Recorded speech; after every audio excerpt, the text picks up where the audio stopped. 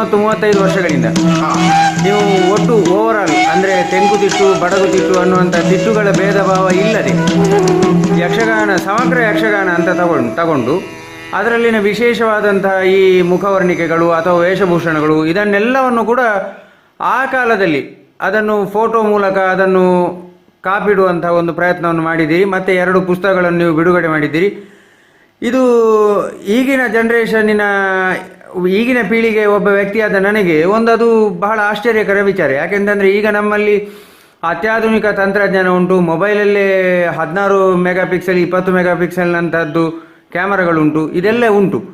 ತಪ್ಪಾದರೆ ಅದನ್ನು ಕೂಡಲೇ ಡಿಲೀಟ್ ಮಾಡುವುದು, ನಮಗೆ ಯಾವ ನಷ್ಟವೂ ಇಲ್ಲ. ಆಗಿನ ಕಾಲದಲ್ಲಿ ಆ ನೆಗೆಟಿವ್ ತೆಗೆದುಕೊಂಡು ಅದು ತಪ್ಪಾಗಿದೆಯಾ ಸರಿಯಾಗಿ ಬಂದಿದೆಯಾ ಅಂತ ನೋಡಲಿಕ್ಕೆ ಅದನ್ನು ಬ್ಲ್ಯಾಕ್ ರೂಮಲ್ಲಿ ಹೋಗಿ ಅದನ್ನು ಡಾರ್ಕ್ ರೂಮಲ್ಲಿ ಹೋಗಿ ಅದನ್ನು ಇದು ಮಾಡಿದ ನಂತರವೇ ಅದು ಗೊತ್ತಾಗೋದು, ಡೆವಲಪ್ ಮಾಡಿದ ನಂತರವೇ.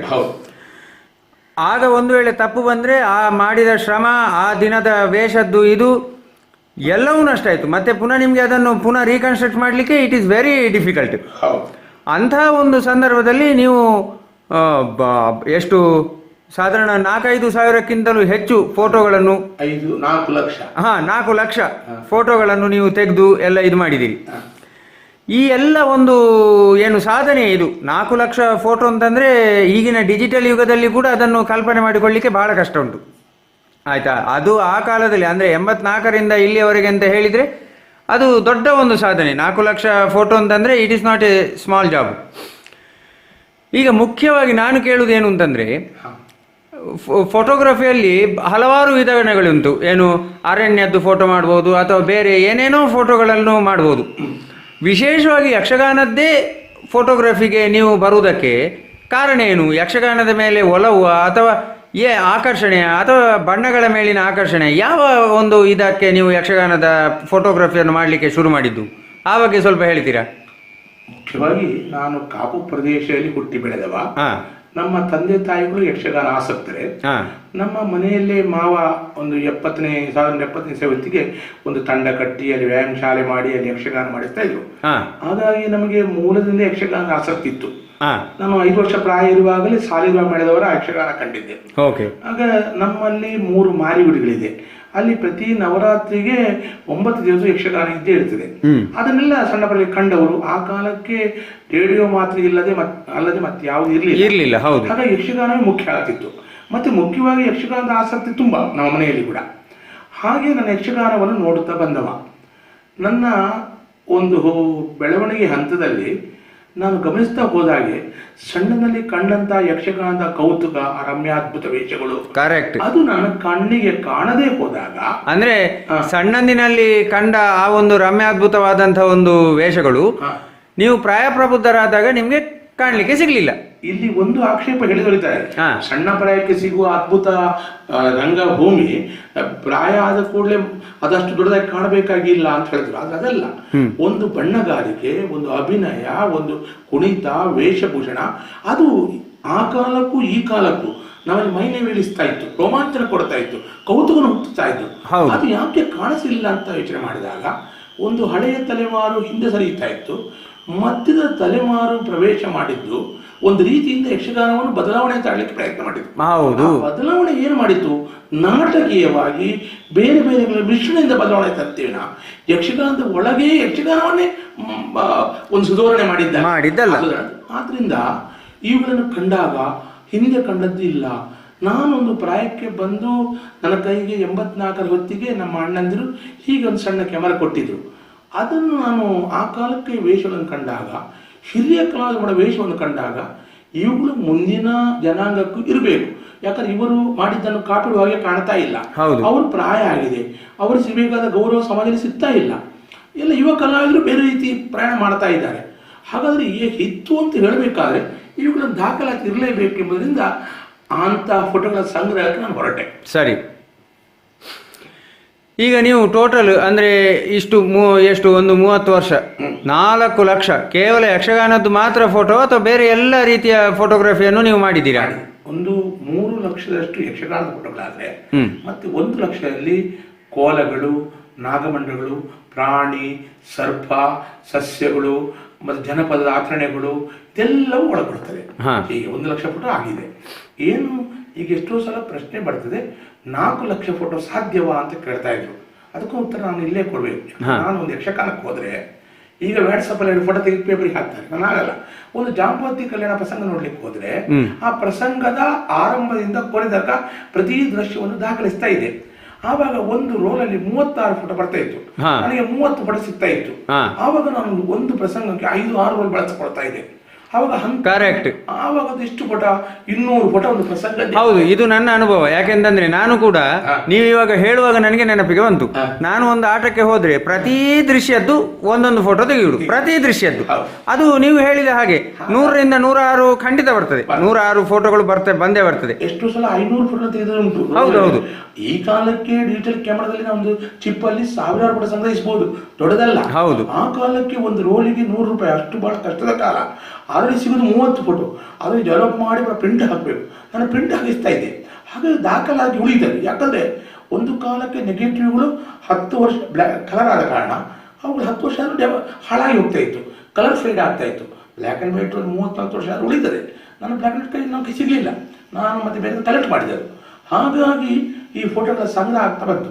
ಯಾಕಂದರೆ ನಾನು ಯೋಚನೆ ಮಾಡಿದೆ, ಬಯಲಾಟ, ಟೆಂಟ್ ಮೇಳ, ಆಮೇಲೆ ಸೇವೆ ಆಟ, ಹವ್ಯಾಸಗಳ ಆಟ ಎಲ್ಲವನ್ನು ದಾಖಲಿಸಿದೆ. ಯಾಕಂದರೆ ಒಂದು ವಿಚಾರವನ್ನು ಹೇಳಬೇಕಾದ್ರೆ ಅದರ ಸಮೂಲ ಅಧ್ಯಯನ ಮಾಡಬೇಕಾದ್ರೆ ಎಲ್ಲವೂ ಬೇಕೇ ಬೇಕು. ಅದು ಹಾಳು ಅಂತ ಇದ್ರೆ ಮಾತ್ರ ಒಳ್ಳೇದು ಕಾಣಿಸಿಕೊಳ್ಳುತ್ತೆ. ಹೌದು. ರಾವಣ ದೊಡ್ಡ ನಾಯಕನಾದ ಅಂದರೆ ಖಳನಾಯಕನ, ಹೌದು, ಅವನ ಸಾಮರ್ಥ್ಯ ದೊಡ್ಡದಿದ್ದ ಕಾರಣ ರಾಮನ ಸಾಮರ್ಥ್ಯವು ಪ್ರಕಟ ಆಗುತ್ತದೆ. ಸಿಂಹ ನರಿಯನ್ನು ಕೊಂದರೆ ಅಥವಾ ಮಲವನ್ನು ಕೊಂದರೆ ಪ್ರಶ್ನೆ ಇಲ್ಲ. ಸಿಂಹ ಹುಲಿಯನ್ನು ಕೊಂದಾಗ, ಸಿಂಹವನ್ನೇ ಕೊಂದಾಗ ಬರುವುದು ಸಿಂಹಕ್ಕಿರುವಂಥ ಇದು. ಹಾಗಾಗಿ ಇದೆಲ್ಲವನ್ನು ನಾನು ಗಮನಿಸ್ತಾ ಹೋದೆ. ಯಾಕಂದರೆ ಅಧ್ಯಯನ ಮಾಡುವಲ್ಲಿ ನಮಗೆ ಮುಖ್ಯವಾದ ಬೇರೆ ಬೇರೆ ಕಲೆಗಳ ರಚಿಬೇಕು. ನನಗೆ ಸಾಧಾರಣ 84 ನಂತರ ನಾನು ಒಂದು ಕೆಲವಾರು ಸಂಸ್ಥೆಗಳ ಸಂಪರ್ಕದಿಂದಾಗಿ ದೇಶದ ಹಲವು ಕಲೆಗಳನ್ನು ನೋಡುವ ಆ ಭಾಗ್ಯ ಸಿಕ್ತು. ಆವಾಗ ಯಕ್ಷಗಾನ ಏನು ಎತ್ತ ಅಂತ ನೋಡುತ್ತಾ ಹೋದೆ. ಆ ಕಲೆಗಳನ್ನು ಸಂಗ್ರಹಿಸಿದೆ. ಹಾಗೆ ಆ ಸಂಗ್ರಹ ಸಾಗಿತು. ಈಗ ನೋಡಿ, ನೀವು ಹೇಳಿದ್ರಿ ಸಣ್ಣಂದಿನಲ್ಲಿರುವಾಗ ಯಕ್ಷಗಾನದ ವೇಷಗಳು ಅದು ಕೌತುಕವನ್ನು ಹುಡಿಸ್ತಿತ್ತು, ಆಮೇಲೆ ನನಗೆ ಆ ಕೌತುಕ ಉಳಿಲಿಲ್ಲ ಅಂತ ಹೇಳಿದ್ರಿ. ನಿಮ್ಗೆ ಏನು ನೀವು ಬದಲಾವಣೆಗಳನ್ನು ನೀವು ಕಂಡ್ರಿ? ಅಂದ್ರೆ ನೀವು ಸಣ್ಣಂದಿನಲ್ಲಿ ನೋಡಿದ ಯಕ್ಷಗಾನಕ್ಕೂ ನೀವು ಆದಾಗ ನೋಡಿದ ಯಕ್ಷಗಾನಕ್ಕೂ ಏನು ಮಹತ್ತರವಾದಂತಹ ಒಂದು ಬದಲಾವಣೆಯನ್ನು ನೀವು ಗುರುತಿಸಿಕೊಂಡ್ರಿ? ನಾನು ಸಣ್ಣನಲ್ಲಿ ಕಂಡಾಗ ನನ್ನ ಸಣ್ಣ ಮನಸ್ಸಿಗೆ ಆ ಜನಪದೀಯವಾಗಿ ಮುಗ್ಧವಾದ ಕಲಾವಿದರು ಅಭಿನಯಿಸುವಾಗ ತಾವು ಆ ಪಾತ್ರ ಆಗ್ತಾ ಇದ್ರು. ಕರೆಕ್ಟ್. ಆ ಪಾತ್ರವನ್ನು ಬಿಟ್ಟು ಅಭಿನಯಿಸ್ತಿರ್ಲಿಲ್ಲ. ರಾವಣ ಅಂದ್ರೆ ಸಿಟ್ಟು ಹೇಗಿರ್ಬೇಕು ಅದು ತಿಳಿದು ಮಾಡುವುದಲ್ಲ, ಅದು ಪರಂಪರೆಯಿಂದ ಬಂದದ್ದು. ರಾಮ ಆದ್ರೆ ಎಷ್ಟು ಗಂಭೀರವಾಗಿರ್ಬೇಕು, ಒಂದು ದಾಕ್ಷಾಯಿಣಿ ಪಾತ್ರ ಹೇಗಿರ್ಬೇಕು, ಒಂದು ಸಖಿ ಪಾತ್ರ ಹೇಗಿರ್ಬೇಕು. ಈಗ ನೋಡ್ಲಿಕ್ಕೆ ಹೋದ್ರೆ ಸುಧನ್ವ ಹೆಂಡತಿಯಾದಂಥ ಪ್ರಭಾವತಿ ರಸ್ತೆ ಬದಿಯ ಒಂದು ಸಾಮಾನ್ಯ ಹೆಣ್ಣಾಗಿ ಕುಣಿತಾಳೆ ಒಂದು ಪದ್ಯಕ್ಕೆ. ಹಾಗಿರಲಿಲ್ಲ, ಅಷ್ಟು ಗಂಭೀರ. ಕಾಲಾಗಲು ಹೋಗಬಾರ್ದು, ಸ್ತ್ರೀ ವಿಷಯ ಕಾಲಕ್ಕೆ ಬಡಿಬಾರ್ದು, ಚುಂಬನ ಮಾತ್ರ ಕಾಲಿದು, ಮೈಗಳ ಚಲನೆ, ಒಂದು ಗೌರವಾನ್ವಿತ ಮನೆಯ ಸ್ತ್ರೀ ಹೇಗೆ ಬರಬೇಕು ಅದೆಲ್ಲವನ್ನು ಕಂಡಾಗ ಅವರು ಬರುವ ಆ ರೀತಿ, ಆಡುವ ಮಾತು, ಆ ಅಭಿನಯ, ಅದು ನಮಗೆ ಒಂದು ರೀತಿಯ ಕೌತುಕ, ಬೇರೆ ಲೋಕವನ್ನು ತೋರಿಸ್ಕೊಡ್ತಾ ಇತ್ತು. ಆದರೆ ಇನ್ನೊಂದು ಯಾಕಂದರೆ ಅಳುವುದಾಗಲಿ ಸಿಟ್ಟು ಬರೋದಾಗಲಿ ಸಹಜವಾಗಿತ್ತು. ಈ ನಾಟಕದ ತಂತ್ರಗಳನ್ನು ಬಳಸಿಕೊಳ್ತಾನೆ ಇರಲಿಲ್ಲ ಅವರು. ಅದು ಯಕ್ಷಗಾನ ಬಯಲಲ್ಲಿ ಆಗ್ತಾ ಇತ್ತು, ನಾವು ಅವರು ಸಮಾನವಾಗಿ ಕುಳಿತಿನಲ್ಲಿ ಆಟ ಆಗ್ತಾ ಇತ್ತು, ನಮಗವರಿಗೆ ನೇರ ಸಂಪರ್ಕ. ಹಾಗಾಗಿ ನಾವು ಅದರಲ್ಲಿ ಇನ್ವಾಲ್ವ್ ಆಗ್ತಾ ಇದ್ದೆವು. ಆ ಕಾಲಕ್ಕೆ ಬೇರೆ ಕಲೆ ಇರಲಿಲ್ಲ, ಟಿವಿ ಇಲ್ಲ, ಪ್ರಶ್ನೆ ಅಲ್ಲ. ಒಬ್ಬ ಕಲಾವಿದನ ಅಭಿನಯ ನಮ್ಮ ಮನಸ್ಸನ್ನು ತಟ್ಟಬೇಕು, ನಮ್ಮ ಭಾವವನ್ನು ಕೆರಳಿಸಬೇಕು, ನಮ್ಮೊಳಗೆ ಆನಂದ ಮೂಡಿಸಬೇಕು. ಅದು ಬಿಟ್ಟು ವಿಪರೀತ ಮಾಡಿದಾಗ ನೋವಾಗಬಾರ್ದಲ್ಲ. ನಮ್ಮಲ್ಲಿ ಆನಂದ ಮುಟ್ಟಿಸೋದು ಕಲೆ ಅಲ್ವಾ, ಆನಂದವನ್ನು ಕೊಡಬೇಕು. ಅದು ಒಂದು ಆಟವನ್ನು ಕಂಡ್ರೆ ಆ ಕಾಲದ್ದು ಎಷ್ಟೋ ಸಮಯ ನನಗೆ ಆಟ ನೆನಪಿರ್ತದೆ. ಓ ಎಂಥ ವೇಷ ಮಾಡಿದೆ, ಏನು ದಾಕ್ಷಾಯಿಣ್ಯ ಮಾತು, ಎಂಥ ವೀರಭದ ಪ್ರವೇಶ, ಆ ಈಶ್ವರನ ಸಿಟ್ಟು ಬಂದದ್ದು ಎಂಥದ್ದು, ದಕ್ಷನ ಸಿಟ್ಟಿಯನು. ಆ ದಕ್ಷ ಪ್ರವೇಶಕ್ಕೆ ಅಹಂಕಾರಿ, ಅವ್ರ ಪ್ರವೇಶಕ್ಕೆ ಗೊತ್ತಾದ ಅಹಂಕಾರ, ಸಾತ್ವಿಕ, ರಾಜಸ, ತಾಮಸಗಳನ್ನು ತೋರಿಸಿಕೊಳ್ಳೋದ್ರಿಂದ ನಮಗೆ ಸಂತೋಷ ಕೊಡ್ತಾ ಇತ್ತು. ಎಷ್ಟೋ ಬಾರಿ ನಾವು ಈಗ ಒಬ್ಬ ದೊಡ್ಡ ದುಷ್ಟ ಇದ್ದ ಹೆಣ್ಣು ಹುಚ್ಚ, ಅವರನ್ನು ನಾವು ನೇರ ಹೇಳಲಿಕ್ಕೆ ಆಗೋದಿಲ್ಲ. ಅದಕ್ಕೆ ಪ್ರತಿರೂಪವಾಗಿ ರಾವಣನನ್ನು, ಒಬ್ಬ ಕಾಮಿ ಇದ್ರೆ ದುರ್ಯೋಧನ ತೋರಿಸೋ ಮೂಲಕ ಅವರಿಗೆ ನೇರ ಮುಟ್ತಾ ಇತ್ತು. ನೇರ ಹೇಳಿದ್ರೆ ಬಿಟ್ಟಿರ್ತಾರೆ ಅವರು, ನೀವೇ ಹೇಳಲಿಕ್ಕೆ. ಆದರೆ ಆ ಮೂಲಕ ಅದಾಗ್ತಾ ಇತ್ತು. ಆ ಕಲಾವಿದರು ಅದನ್ನು ಅನುಭವಿಸಿ ಮಾಡ್ತಾ ಇದ್ರು. ಈಗಿನ ಹಾಗೆ ಒಂದು ಪದ್ಯದಲ್ಲಿ ಇಟ್ಕೊಂಡು ಊಟದಲ್ಲಿ ನಿಪುಣ ಅಂತ ಹೇಳಿ ಕೂತ್ರೆ ಒಂದು ಸಲ ಕೇಳಬಹುದು, 2 ಸಲ 3 ಸಲ ಏನದು ಅಂತ ಕೇಳಿಕೊಂಡು ಅದು ವ್ಯಂಗ್ಯ ಆಗುದಿಲ್ವೋ, ಅಲ್ಲಿ ಬಂದ್ಬಿಟ್ಟಿದೆ. ಹೌದು, ಅಭಿನಯ ಬೇಕು, ಹೌದು.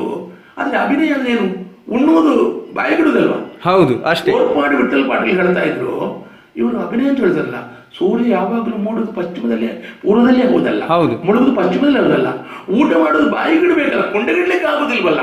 ಕರೆಕ್ಟ್. ಅವ್ರಿಗೆ ಹೇಳ್ತಾ ಇದ್ದಂದ್ರೆ ಅಭಿನಯದಲ್ಲಿ ಬೇಕು. ಯಾವ ಯಾವ ರಂಗತಂತ್ರವನ್ನು ಬಳಸಿಕೊಳ್ಳುವ ಭೂಮಿ ರಂಗಭೂಮಿ ಹೇಗೆ, ಇದು ನಮ್ಮ ಸರಳವಾದ ರಂಗಭೂಮಿ. ಎಂಥ ತಂತ್ರಗಳು, ಸರಳವಾದ ಒಂದು ಕೈ ಪಾರದಿಂದ ಬಳಸಿಕೊಂಡು ರಂಗಭೂಮಿ ಆಗ್ತಾ ಇತ್ತು, ಒಡ್ಡೋಲ್ಗ ಆಗ್ತಾ ಇತ್ತು, ಅರಮನೆ ಆಗ್ತಾ ಇತ್ತು, ಏನು ಎಲ್ಲವೂ ಆಗ್ತಾ ಇತ್ತು. ಅದರ ಬದಲಿಗೆ ಅಲ್ಲಿ ಕೃತಕವಾದ ಲಕ್ಸುರಿ ವಸ್ತುಗಳು ಬಂದಾಗ ನಮಗೂ ಕಾಣಲೇ ಇಲ್ಲ. ವೇಷಗಳು ಕಂಡದವುಗಳು ಮಾತ್ರ, ಈ ಕೃತಕ ಸಾಮಗ್ರಿಗಳು. ಸರಳ ರಂಗಭೂಮಿ ಆಗಿತ್ತು ಅನ್ನೋದು ಪ್ರಶ್ನೆ.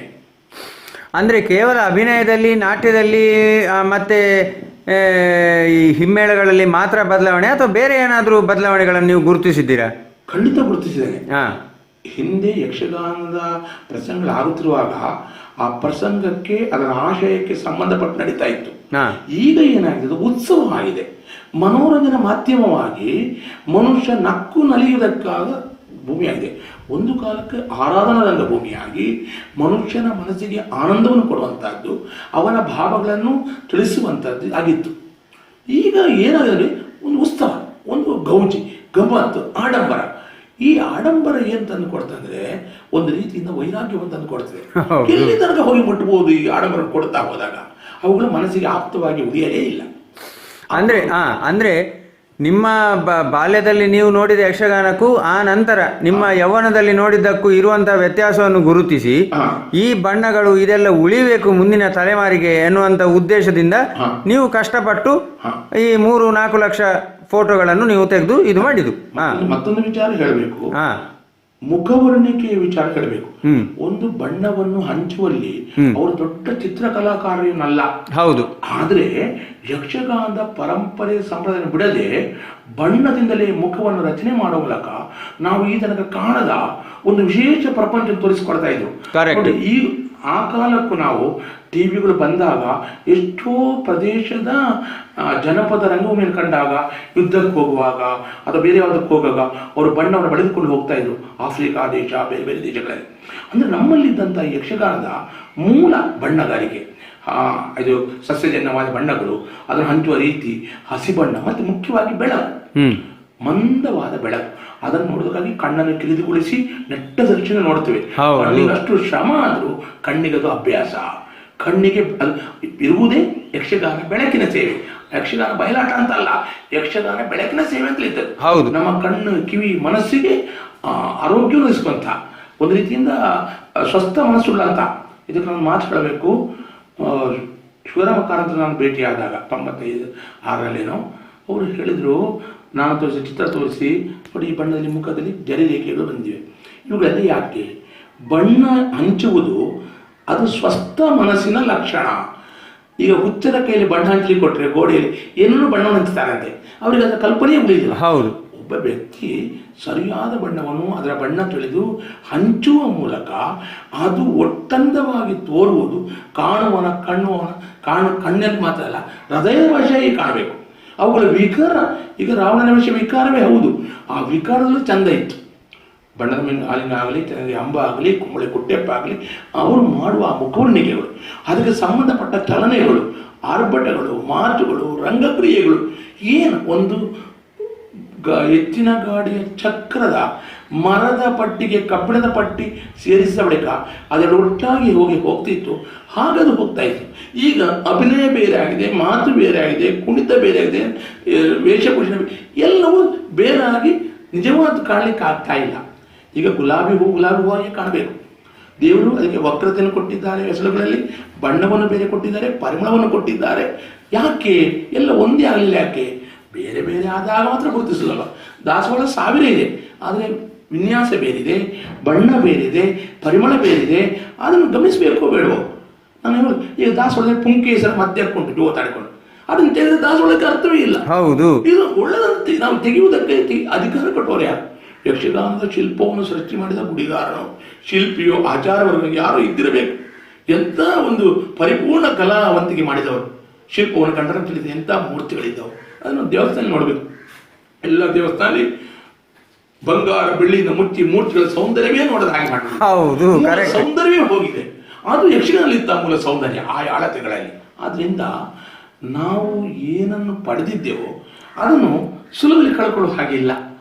ಅದು ನಮ್ಮ ಮೂಲ. ತಂದೆ ತಾಯಿಗಳನ್ನು ಎಷ್ಟೇ ಅವರು ದುಷ್ಟರಾಗಲಿ ಕೆಟ್ಟವರಾಗಲಿ ನೋಡ್ಲಿಕ್ಕೆ ಚಂದ ಇಲ್ಲದ್ರೆ ತಂದೆ ತಾಯಿಗಳು ಹೌದೇ ಹೋಗ್ತಾರೆ. ಆ ಪ್ರಶ್ನೆ ಬೇಕೇ ಬೇಕಲ್ಲ. ನಮ್ಮ ಸಂಸ್ಕಾರದಿಂದ ಸೌಜನ್ಯದಿಂದ ಅವರಲ್ಲಿ ಕೆಟ್ಟ ಗುಣಗಳಿದ್ರೆ ನಾವನ್ನು ತಿಳಿಸ್ಕೊಳ್ಬಹುದು. ಸೌಜನ್ಯ ಸಂಸ್ಕಾರಗಳು ವೇಷವನ್ನು ಬದಲಿಸುವಾಗ ಅದು ಮೂಲವೇ ಅಲ್ಲ ಅಂತ ಕೂಡೋದಲ್ವಾ ಪ್ರಶ್ನೆ ಮಾಡ್ತಾರೆ. ಅಂದ್ರೆ ಕೇವಲ ವೇಷಭೂಷಣಗಳಲ್ಲಿ ಕುಣಿತಗಳಲ್ಲಿ ಮಾತ್ರ ನೀವು ಗಮನಿಸಿದ್ದ ಅಥವಾ ಹಿಮ್ಮೇಳದಲ್ಲಿ ಭಾಗವತಿಗೆ ಮೊದಲೇ ಚಂಡಿಯಲ್ಲಿ ಕೂಡ ನೀವು ಗಮನಿಸಿದ್ದೀರಾ? ಹಿಮ್ಮೇಳದ ವಿಚಾರವನ್ನು ಆಡುವಲ್ಲಿ ನೋವಾಗ್ತದೆ. ಹಿಮ್ಮೇಳ ಸಂಗೀತದ ಕಡೆ ವಾಲಿದ ವಿಚಾರ ಕಂಡ್ರೆ ಒಂದು ಕಾಲದಲ್ಲಿ ಜಾನವರಕಟ್ಟೆಯವರು, ಶೇಷಗಿರಿ ಭಾಗವತರು, ನಮ್ಮ ಕಾಳಿನಾಡರ ತಂದೆ ರಾಮಚಂದ್ರ ನಾವುಡ್ರು ಅಥವಾ ಅವರೆಲ್ಲ ಅವರು ಹಾಡುವ ಹಾಡುಗಳು ಯಕ್ಷಗಾನದ ಗಮಕಗಳಾಗಿ ಒಂದು ರೀತಿಯ ಹಳೆಯ ಪರಂಪರೆ ಗಟ್ಟಿಯಾಗಿದ್ದವು. ಎಷ್ಟು ಸಲ ಕೇಳಿದ್ರು ಮತ್ತೆ ಕೇಳಬೇಕಂತ ಆಗ್ತಾಯಿತ್ತು. ಮುಂದೆ ಏನಾಯಿತು, ಎಲ್ಲ ರಾಗವನ್ನು ಬಳಸಿಕೊಂಡ್ರು, ಆಲಾಪನೆ ಮಾಡಿಕೊಂಡ್ರು, ಒಂದು ಗದ್ಯವನ್ನು ಓದುವಂತೆ ಪದ್ಯ ಓದಲಿಕ್ಕೆ ಆರಂಭ ಮಾಡಿದ್ರು. ಹೌದು, ತಾಳ, ರಾಗ, ಲಯ, ಛಂದಸ್ಸು, ಸಾಹಿತ್ಯ, ಭಾವ ಇವುಗಳೆಲ್ಲ ಮಿಳಿತವಾದ ಪದ್ಯವನ್ನು ಹೇಳಬೇಕಾದ್ರೆ ಎಷ್ಟು ಅದಕ್ಕೆ ಅವಕಾಶ ಬೇಕು. ಅದನ್ನ ಅತಿಗಾಯನೇ ಕೇಳು, ಅದು ರಾವಣನ ಬಣ್ಣದ ಮೇಲಿದ ಪದ್ಯ. ರಿಪು ಮಾತಾಡಕ್ಕೆ ಪಡೆ ಪೇಳು ಸಿಟ್ಟು ಬರುದು ಇರುವುದು ಹಾಗಲ್ವಾ? ನೀವು ಜಗದದಿ ದೈವ ಅದಕ್ಕೊಂದು ಕ್ರಮ ಇತ್ತು.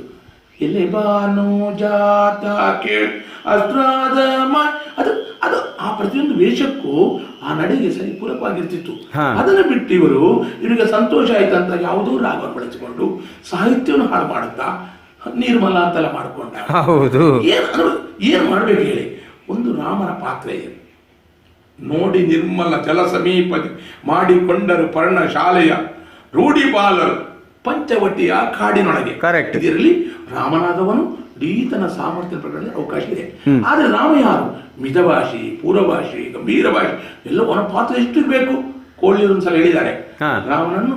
ಈಗ ಒಂದು ಕಾಲಕ್ಕೆ ವೀರೇಂದ್ರ ಹೆಗ್ಡೆಯವರು ಹೇಗೆ ಸಭೆಯಲ್ಲಿ ವ್ಯವಹರಿಸ್ತಾರೆ ಹಾಗೆ ಅಷ್ಟು ಗಂಭೀರ ತೂಕದಲ್ಲಿ ಅವ ವ್ಯವಹರಿಸಬೇಕು.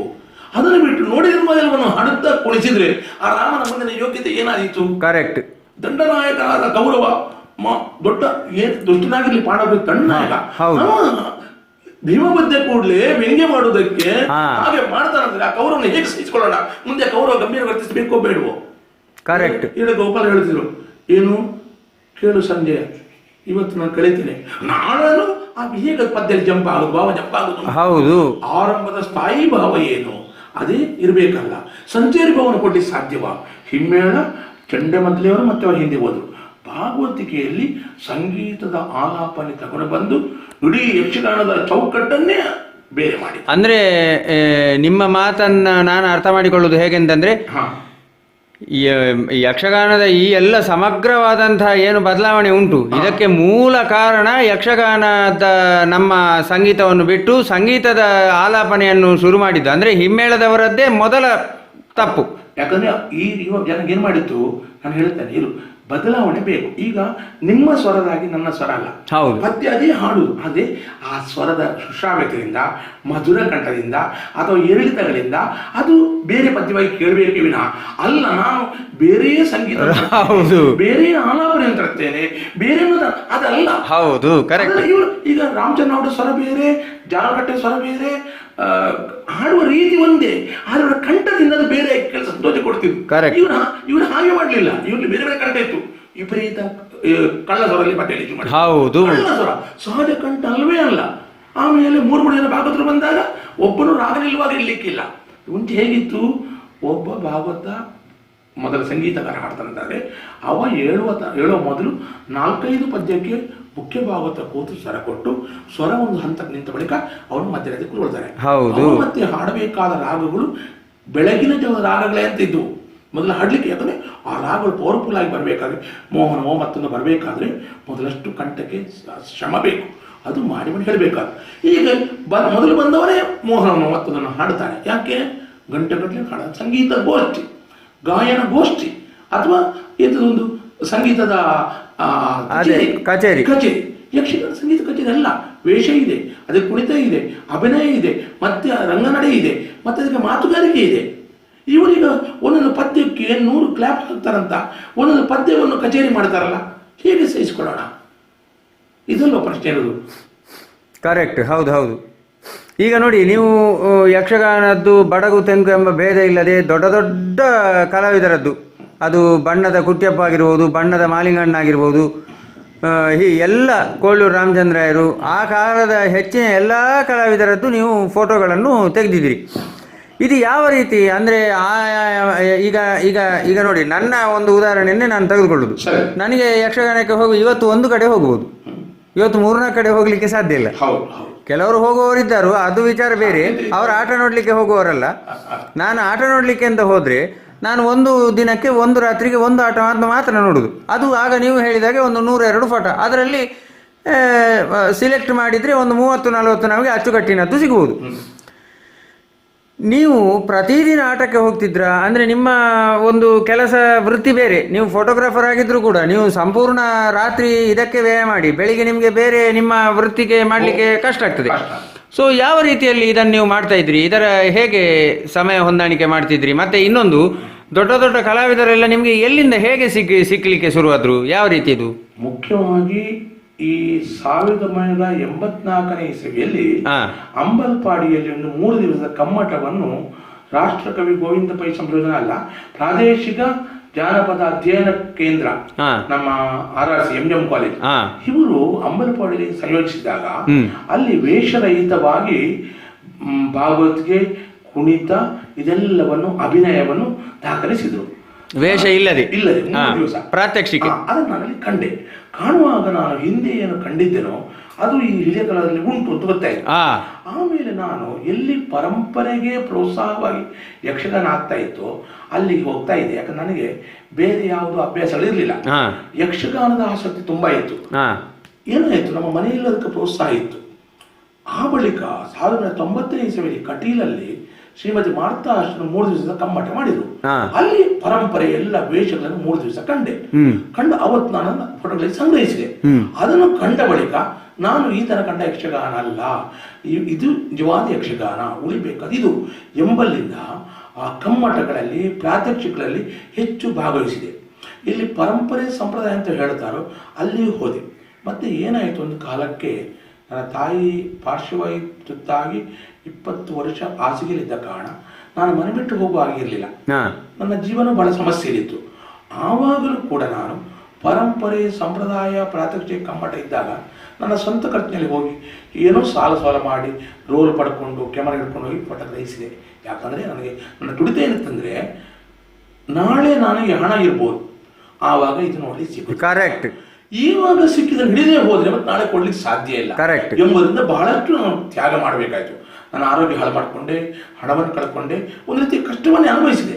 ಆದರೆ ಆ ಕಷ್ಟವನ್ನು ಈಗ ಆ ವೇಷಗಳನ್ನು ಎಲ್ಲ ಗ್ರಹಿಸುವಾಗ, ಆ ಫೋಟೋಗಳಿಗೆ ಸಿಗುವಂಥ ಗೌರವ, ಅದು ಬೇಕಾದ್ದು ಅಂತ ತಿಳಿಸ್ಕೊಂಡಾಗ, ಲೋಕಕ್ಕೆ ಉಪಯೋಗಕ್ಕಾಗುವಂಥ ವಸ್ತು ಅಂತ ತಿಳಿದಾಗ ಅಷ್ಟು ನೆಮ್ಮದಿ ಆಗ್ತದೆ. ಅದು ಬಹಳ ಮುಖ್ಯವಾದ. ಮತ್ತೆ ರಾತ್ರಿ ಯಕ್ಷಗಾನ ದಾಖಲಿಸುವುದಕ್ಕಾಗಿ ಟೆಂಟ್ ಮೇಳದಾಟಕ್ಕೆ ಹೋಗ್ತಿದ್ದೆ, ಬಯಲಾಟ ಮೇಳಕ್ಕೆ, ಆದರೆ ಸೆಲೆಕ್ಟ್ ಮಾಡಿ ಹೋಗ್ತಾ ಇದೆ. ಅದು ಬಹಳ ಮುಖ್ಯವಾದ. ಎಷ್ಟು ಸಲ ಹೋದ್ರೆ ಭ್ರಮನಿರಸನ ಅಂತ ಉಂಟು. ಪರಂಪರೆ ಸಂಪ್ರದಾಯ ಯಕ್ಷಗಾನ ಹೋದಾಗ ಅಲ್ಲಿ ಅದು ಆಗದೇ ಇರುವಂಥದ್ದು ತುಂಬ ಭ್ರಮನಿರಸನ ಆಗಿದೆ. ಇದರ ನಂತರ 1994 ನಂತರ ಶ್ರೀಯುತ ಡಾಕ್ಟರ್ KM ರಾಘವನಂಬಿಯವರ ಪರಿಚಯ ನನಗೆ ಸಂಪರ್ಕ ಆಯಿತು. ನನಗವರು ತುಂಬ ಅವಕಾಶ ಮಾಡಿಕೊಟ್ರು, ಅಂದರೆ ನನಗೆ ತುಂಬ ಮಾಹಿತಿ ಕೊಟ್ಟರು. ನಾನು ತಿಳಿದು ಭಾಳ ಕಡಿಮೆ. ಅವರ ಸಹಕಾರದಿಂದ ಅವರೊಂದು ಶಿಷ್ಯನಾಗಿ ಸ್ವೀಕಾರ ಮಾಡಿದರು. ತಾಳಮದ್ದಳೆಯಲ್ಲಿ ಭಾಗವಹಿಸಿದ್ದಕ್ಕೂ ನನ್ನ ಸಾಹಿತ್ಯ ಎಷ್ಟು ತಿದ್ದಿ ಬುದ್ಧಿ ಹೇಳಿ ಯಕ್ಷಗಾನದ ಕಡೆ ಕರೆದುಕೊಂಡು ಹೋಗಿ ಅವರ ಯಕ್ಷಕೌಮುದಿ ತಂಡ ಒಂದು 10 ವರ್ಷ ಡ್ಯೂಟಿ ಬೆಳಗ್ಗೆ ಯಕ್ಷಗಾನ ಮಾಡಿದಾಗ ಅದರ ಫೋಟೋಗ್ರಫಿಯನ್ನು ದಾಖಲಿಸಿದೆ. ಅವರೊಟ್ಟಿಗೆ ಬೇರೆ ಬೇರೆ ಕಡೆ ಹೋಗಿ ಯಕ್ಷಗಾನ ಪದವನ್ನು ದಾಖಲಿಸಿದೆ. ಅವರನ್ನೇ ಸಾಗುವುದು, ಅವರ ಸಹಚರ್ಯ ಇರುವಂತಹದ್ದೇ ನನ್ನ ತುಂಬ ಯಕ್ಷಗಾನ ಮಾಹಿತಿಯನ್ನು ಕೊಡುವಂತ ಒಂದು ಕೋಶ. ಹೌದು, ಅಂದ್ರೆ ಡಾಕ್ಟರ್ ರಾಘವ ನಂಬಿಯಾರ್ ಅವರು ಯಕ್ಷಗಾನದ ಲೈಬ್ರರಿ. ನನಗೂ ಅಲ್ಪ ಸ್ವಲ್ಪ ಸಿಕ್ಕಿತಲ್ಲ ಅಂತ. ಯಾಕಂದ್ರೆ ಅವರು ಆ ಸಹಕಾರ ಕೊಟ್ಟರು. ಒಂದು ಲೆಕ್ಕದಲ್ಲಿ ಆ ಉದಯವಾಣಿ ಪತ್ರಿಕೆಯಲ್ಲಿ ಯಕ್ಷಗಾನದ ಚಿತ್ರಗಳು ಬರಲಿಕ್ಕೆ ಕಾರಣವೇ ಅವರು. ಅವರ ಸಹಕಾರದಿಂದ, ಈಶ್ವರಯ್ಯನವರ ಪ್ರೋತ್ಸಾಹದಿಂದ ಆ ಕಾಲಕ್ಕೆ ನಾನು ತೆಗೆದ ಫೋಟೋಗಳೇ ಪೇಪರಲ್ಲಿ ಬಂತು. ಹೌದು. ಆಮೇಲೆ ಯಕ್ಷಗಾನದ ಕಲಾವಿದರ ಕುರಿತಾಗಿ ಪರಿಚಯ ಲೇಖನಗಳು, ಯಕ್ಷಗಾನದ ಲೇಖನಗಳು, ವಿಮರ್ಶೆಗಳು ಎಲ್ಲ ಬರಲಿಕ್ಕೆ ಶುರು ಮಾಡಿದ್ದು ರಾಘವ ನಂಬಿ ಅವರು ಪ್ರಯತ್ನ ಮಾಡಿದ ನಂತರವೇ. ಹೌದು. ಅಲ್ಲಿ ಏನಾಯಿತು, ನಾನು ಅವರ ಇಂಟರ್ವ್ಯೂ ಮಾಡಿಕೊಂಡೆ, ಮತ್ತೆ ಶ್ರಾವ್ಯ, ದೃಶ್ಯ, ಆಡಿಯೋ, ವಿಡಿಯೋ ಇದನ್ನು ಆದಷ್ಟು ದಾಖಲಿಸಿದೆ. ಯಾಕಂದರೆ ಈ ಕಾಲಕ್ಕೆ ಸಾಕ್ಷ್ಯ ಆಧಾರ ಇಲ್ಲದೆ ಯಾರು ಯಾರ ಮಾತನ್ನು ನಂಬುವುದಿಲ್ಲ. ಕರೆಕ್ಟ್. ವಿಶ್ವಾಸ ಎಲ್ಲ ಕೆಟ್ಟು ಹೋಗಿದೆ. ಹೌದು. ಎಂಬುದರಿಂದ ನಮಗೆ ಸಾಕ್ಷ್ಯ ಆಧಾರ ಇಲ್ಲದೆ ನಾವು ಮಾತನಾಡುವ ಹಾಗಿಲ್ಲ. ಹೌದು. ಎಂಬುದರಿಂದ ನಾನು ಅದರ ಹಿಂದೆ ಬಿದ್ದೆ, ಆ ಪ್ರಯತ್ನ ಮಾಡಿದೆ. ಮುಖ್ಯವಾಗಿ ಮುಂದಿನ ತಲೆಮಾರು ಇದು ಕಲೆ ಹೀಗಿತ್ತು, ಈಗ ಇದ್ದದ್ದಲ್ಲ ಅನ್ನುವ ವಿಚಾರವು ದಾಖಲಾಗಬೇಕು ಅನ್ನೋದು ನನ್ನ ಮುಖ್ಯ ಆಶಯ. ಮತ್ತೊಂದು, ನನಗೆ ಹಿಂದಿನಿಂದಲೂ ಸಂತೋಷವಾಗಿ ಕಂಡದ್ದನ್ನು ಕೇಳಿದ್ದನ್ನು ನಮ್ಮವರಿಗೆ ಹಂಚಿಕೊಟ್ಟು ಅವರಿಗೂ ಆನಂದವನ್ನು ಕೊಡಬೇಕನ್ನುವ ಬಹಳ ಮನಸ್ಥಿತಿ. ಕರೆಕ್ಟ್. ನನ್ನದು ಕೂಡ ಇದೆ ಸೇಮ್ ಮನಸ್ಥಿತಿ. ಕಾರಣಕ್ಕಾಗಿ ನೋಡಿ, ನೀವೀಗ ಒಂದು ಹಳೆಯ ಕ್ರಮಗಳು ಹೇಗಿತ್ತು, ಯಾರನ್ನು ಅದನ್ನು ನೀವು ಸಂಗ್ರಹಿಸಿ ನಿಮ್ಮ ಆನಂದಕ್ಕೆ ಮಾತ್ರ ಅಲ್ಲ, ಇಂಥ ಎಷ್ಟೋ ಮಂದಿ ನೋವಲ್ಲಿ ಕೂತಿದ್ದಾರೆ, ಅವರ ಮನಸ್ಸಿಗೆ ನೀವು ಪ್ರಕಟಪಡಿಸಿದಾಗ ಅವರ ಮನಸ್ಸಿಗೆ ಅಷ್ಟು ಆನಂದ ಕೊಟ್ಟಾಗ್ತದೆ. ಅವರ ಎಷ್ಟು ಒಂದು ಅತೃಪ್ತ ನೋವುಗಳು ನಿಮ್ಮ ಕೆಲಸದಿಂದ ಅವರಿಗೆ ಅದು ಮಾಸಿ ಹೋಗ್ತದೆ ಎಂಬುದರಿಂದ ನಿಮ್ಮ ಪ್ರಯತ್ನಕ್ಕೆ ಈಗ ದೊಡ್ಡ ಬೆಲೆಯನ್ನು ಸಿಗದಿದ್ರು ನೀವು ಮಾಡೋ ಪ್ರಯತ್ನಕ್ಕೆ ಸಿಗುವ ಕಾಲ ಕೊಡುವ ಉತ್ತರ ಮೂಲ್ಯವಾದ, ಅದು ಮುಖ್ಯವಾದ. ಆಮೇಲೆ ನೋಡಿ, ಈಗ ಆಡಂಬರ ಇದೆಲ್ಲ ಸರಿ, ನೀವು ಭಾಳಷ್ಟು ಜನರದ್ದು ಏನು ಫೋಟೋ ಇದೆಲ್ಲ ತೆಗೆದಿದ್ದೀರಿ. ನಿಮಗೆ ಕಲಾವಿದರಿಂದೆಲ್ಲ ಯಾವ ರೀತಿಯ ಒಂದು ಸಹಕಾರ, ಪ್ರೋತ್ಸಾಹ ಸಿಗ್ತಿತ್ತು? ಅಥವಾ ಅವರಿಂದ ನಿಮಗೆ ಏನಾದರೂ ಪ್ರೋತ್ಸಾಹ ಸಿಗದೆ ನಿಮಗೆ ಏನಾದರೂ ಅದರಿಂದ ಅಂದರೆ ಗೊತ್ತಾಯ್ತಲ್ಲ ನಿಮಗೆ, ಅದನ್ನು ಹೆಚ್ಚು ನಾನು ವಿವರಣೆ ಕೊಡುವುದಿಲ್ಲ. ಅಂತೂ ಹೇಗೆ ಅದು, ಅದರ ಬಗ್ಗೆ ಸ್ವಲ್ಪ ವಿವರಿಸಿ. ನೋಡಿ, ನಮಗೆ ಕಲಾವಿದರು ಬೇಕಾದಷ್ಟು ಪ್ರೋತ್ಸಾಹ ಮಾಡಿದ್ದಾರೆ ಎಂಬುದರಿಂದ ಯಾರನ್ನು ನಾವು ಆಕ್ಷೇಪ ಮಾಡುವಾಗಿಲ್ಲ. ಹೌದು. ತುಂಬಾ ನೋವನ್ನು ಕೊಟ್ಟ ಕಲಾವಿದರು ಇದ್ದಾರೆ. ಹೌದು. ಯುವಜನಾಂಗದ ಕಲಾವಿದರು, ಹಿಂದಿನ ಬಣದ ಮಾಲಿಗರು, ಪಗಳಂಜ ಕೃಷ್ಣ ನಾಯಕರು, ಬಡಗಿನ ಎಷ್ಟೋ ಹಿರಿಯ ಕಲಾವಿದರು, ನಾನು ಚೌಕಿಗೆ ಹೋಗಿ ಕಟ್ಟು ಮೀಸೆ ಕಟ್ಟಿ, ಈ ಗಡ್ಡ ಕಟ್ಟಿ, ನಾಮ ಸರಿ ಹಾಕಿ, ಹೂವು ಬಿಡಿಸಿ ಅಂದಾಗ ಅವರು ಖಂಡಿತ ಕೇಳಿದ್ದಾರೆ, ಬದಲಾವಣೆ ಮಾಡಿದ್ದಾರೆ. ರಂಗದಲ್ಲಿ ನನ್ನ ಫೋಟೋಗೋಸ್ಕರ ಅವ್ರು ಫೋರ್ಸ್ ಕೊಟ್ಟದ್ದುಂಟು. ಯಾಕಂದ್ರೆ ನಾನು ತಿಳ್ಕೊಂಡ ಬಳಿಕ ಎಷ್ಟೋ ಈಗಿನ ಯುವ ಕಲಾವಿದರು ಅಸಡ್ಡೆ ಮಾಡಿದವರಿದ್ದಾರೆ. ಈಗ ಅವ್ರಿಗೆ ನೋವಾಗ್ತದೆ, ಇವಾಗ ನಮ್ಮ ಫೋಟೋ ಇಲ್ವಲ್ಲ. ನಾನು ಹೇಳಿದೆ, ನಿಮ್ಮನ್ನು ಹೀಗೆ ಮಾಡಿದಾಗ ನೀವು ಕೇಳಲಿಲ್ಲ, ಎಲ್ಲಿಂದ ಬರೋದ ಫೋಟೋ, ಈಗ ಮಾಡ್ಲಿಕ್ಕೆ ನಿಮಗೆ ಆದರ್ಶವಾಗಿ ಬೇರೆ ರೂಪಗಳೇ ಇಲ್ಲ. ಹೌದು.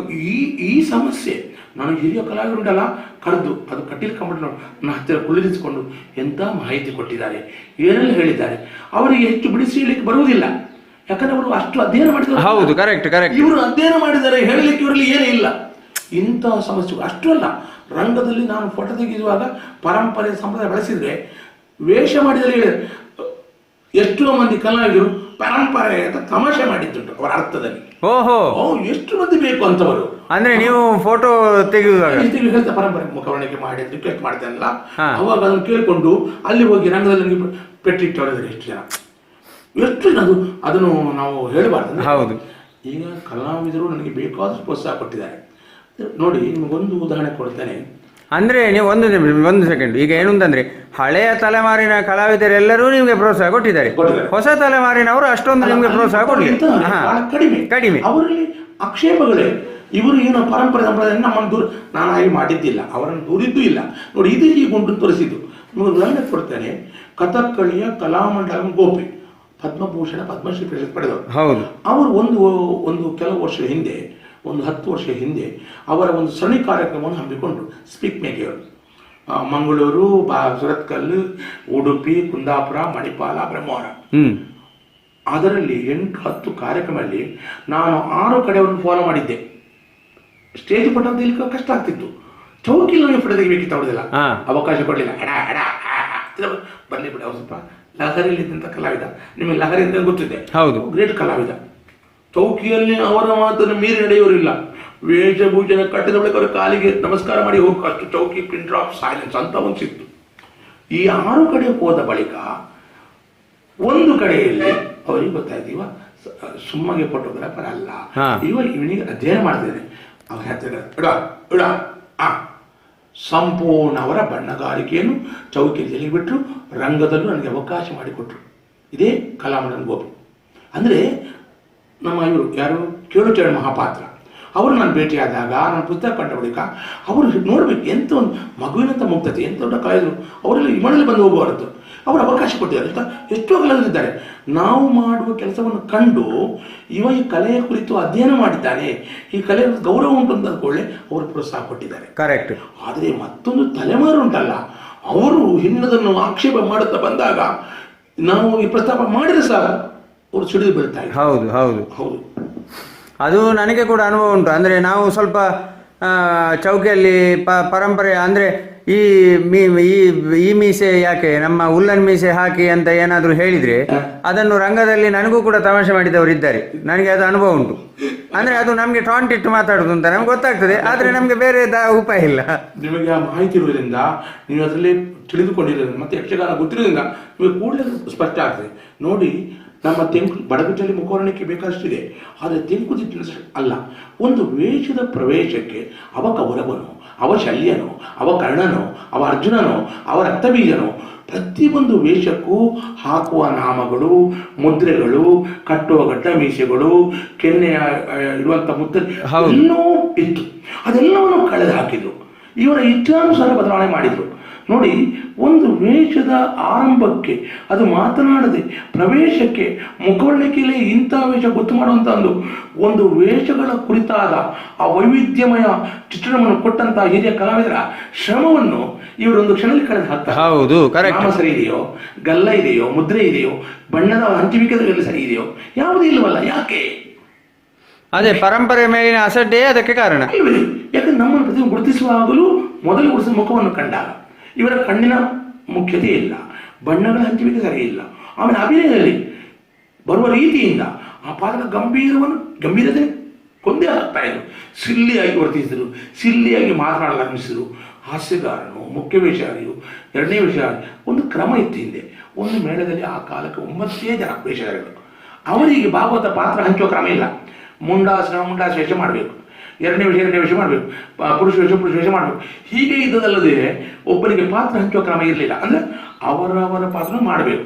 ಅದು ಪಾತ್ರ ಹಂಚುವುದು ಬಂದ ಬಳಿಕ ಮುಖ ನೋಡ್ಲಿಕ್ಕೆ ಸರಿ ಇಲ್ಲದವನು ಸುಧಾರಣೆ ಮಾಡಿದ. ಹೌದು, ಕರೆಕ್ಟ್.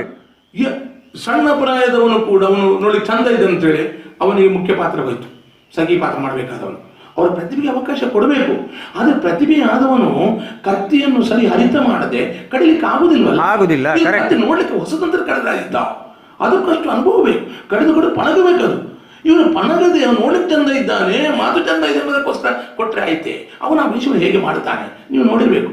ಈಗ ಇವರು ಮಾಡೋ ಅಂಬೆಯನ್ನು, ದಾಕ್ಷಾಯಿಣಿಯನ್ನು ನೀವು ನೋಡಿ, ಪ್ರಭಾವತಿಯನ್ನು, ಏನಾಗಿದೆ, ರಸ್ತೆ ಬದಿಯ ಹೆಣ್ಣಾಗಿದ್ದಾಳೆ.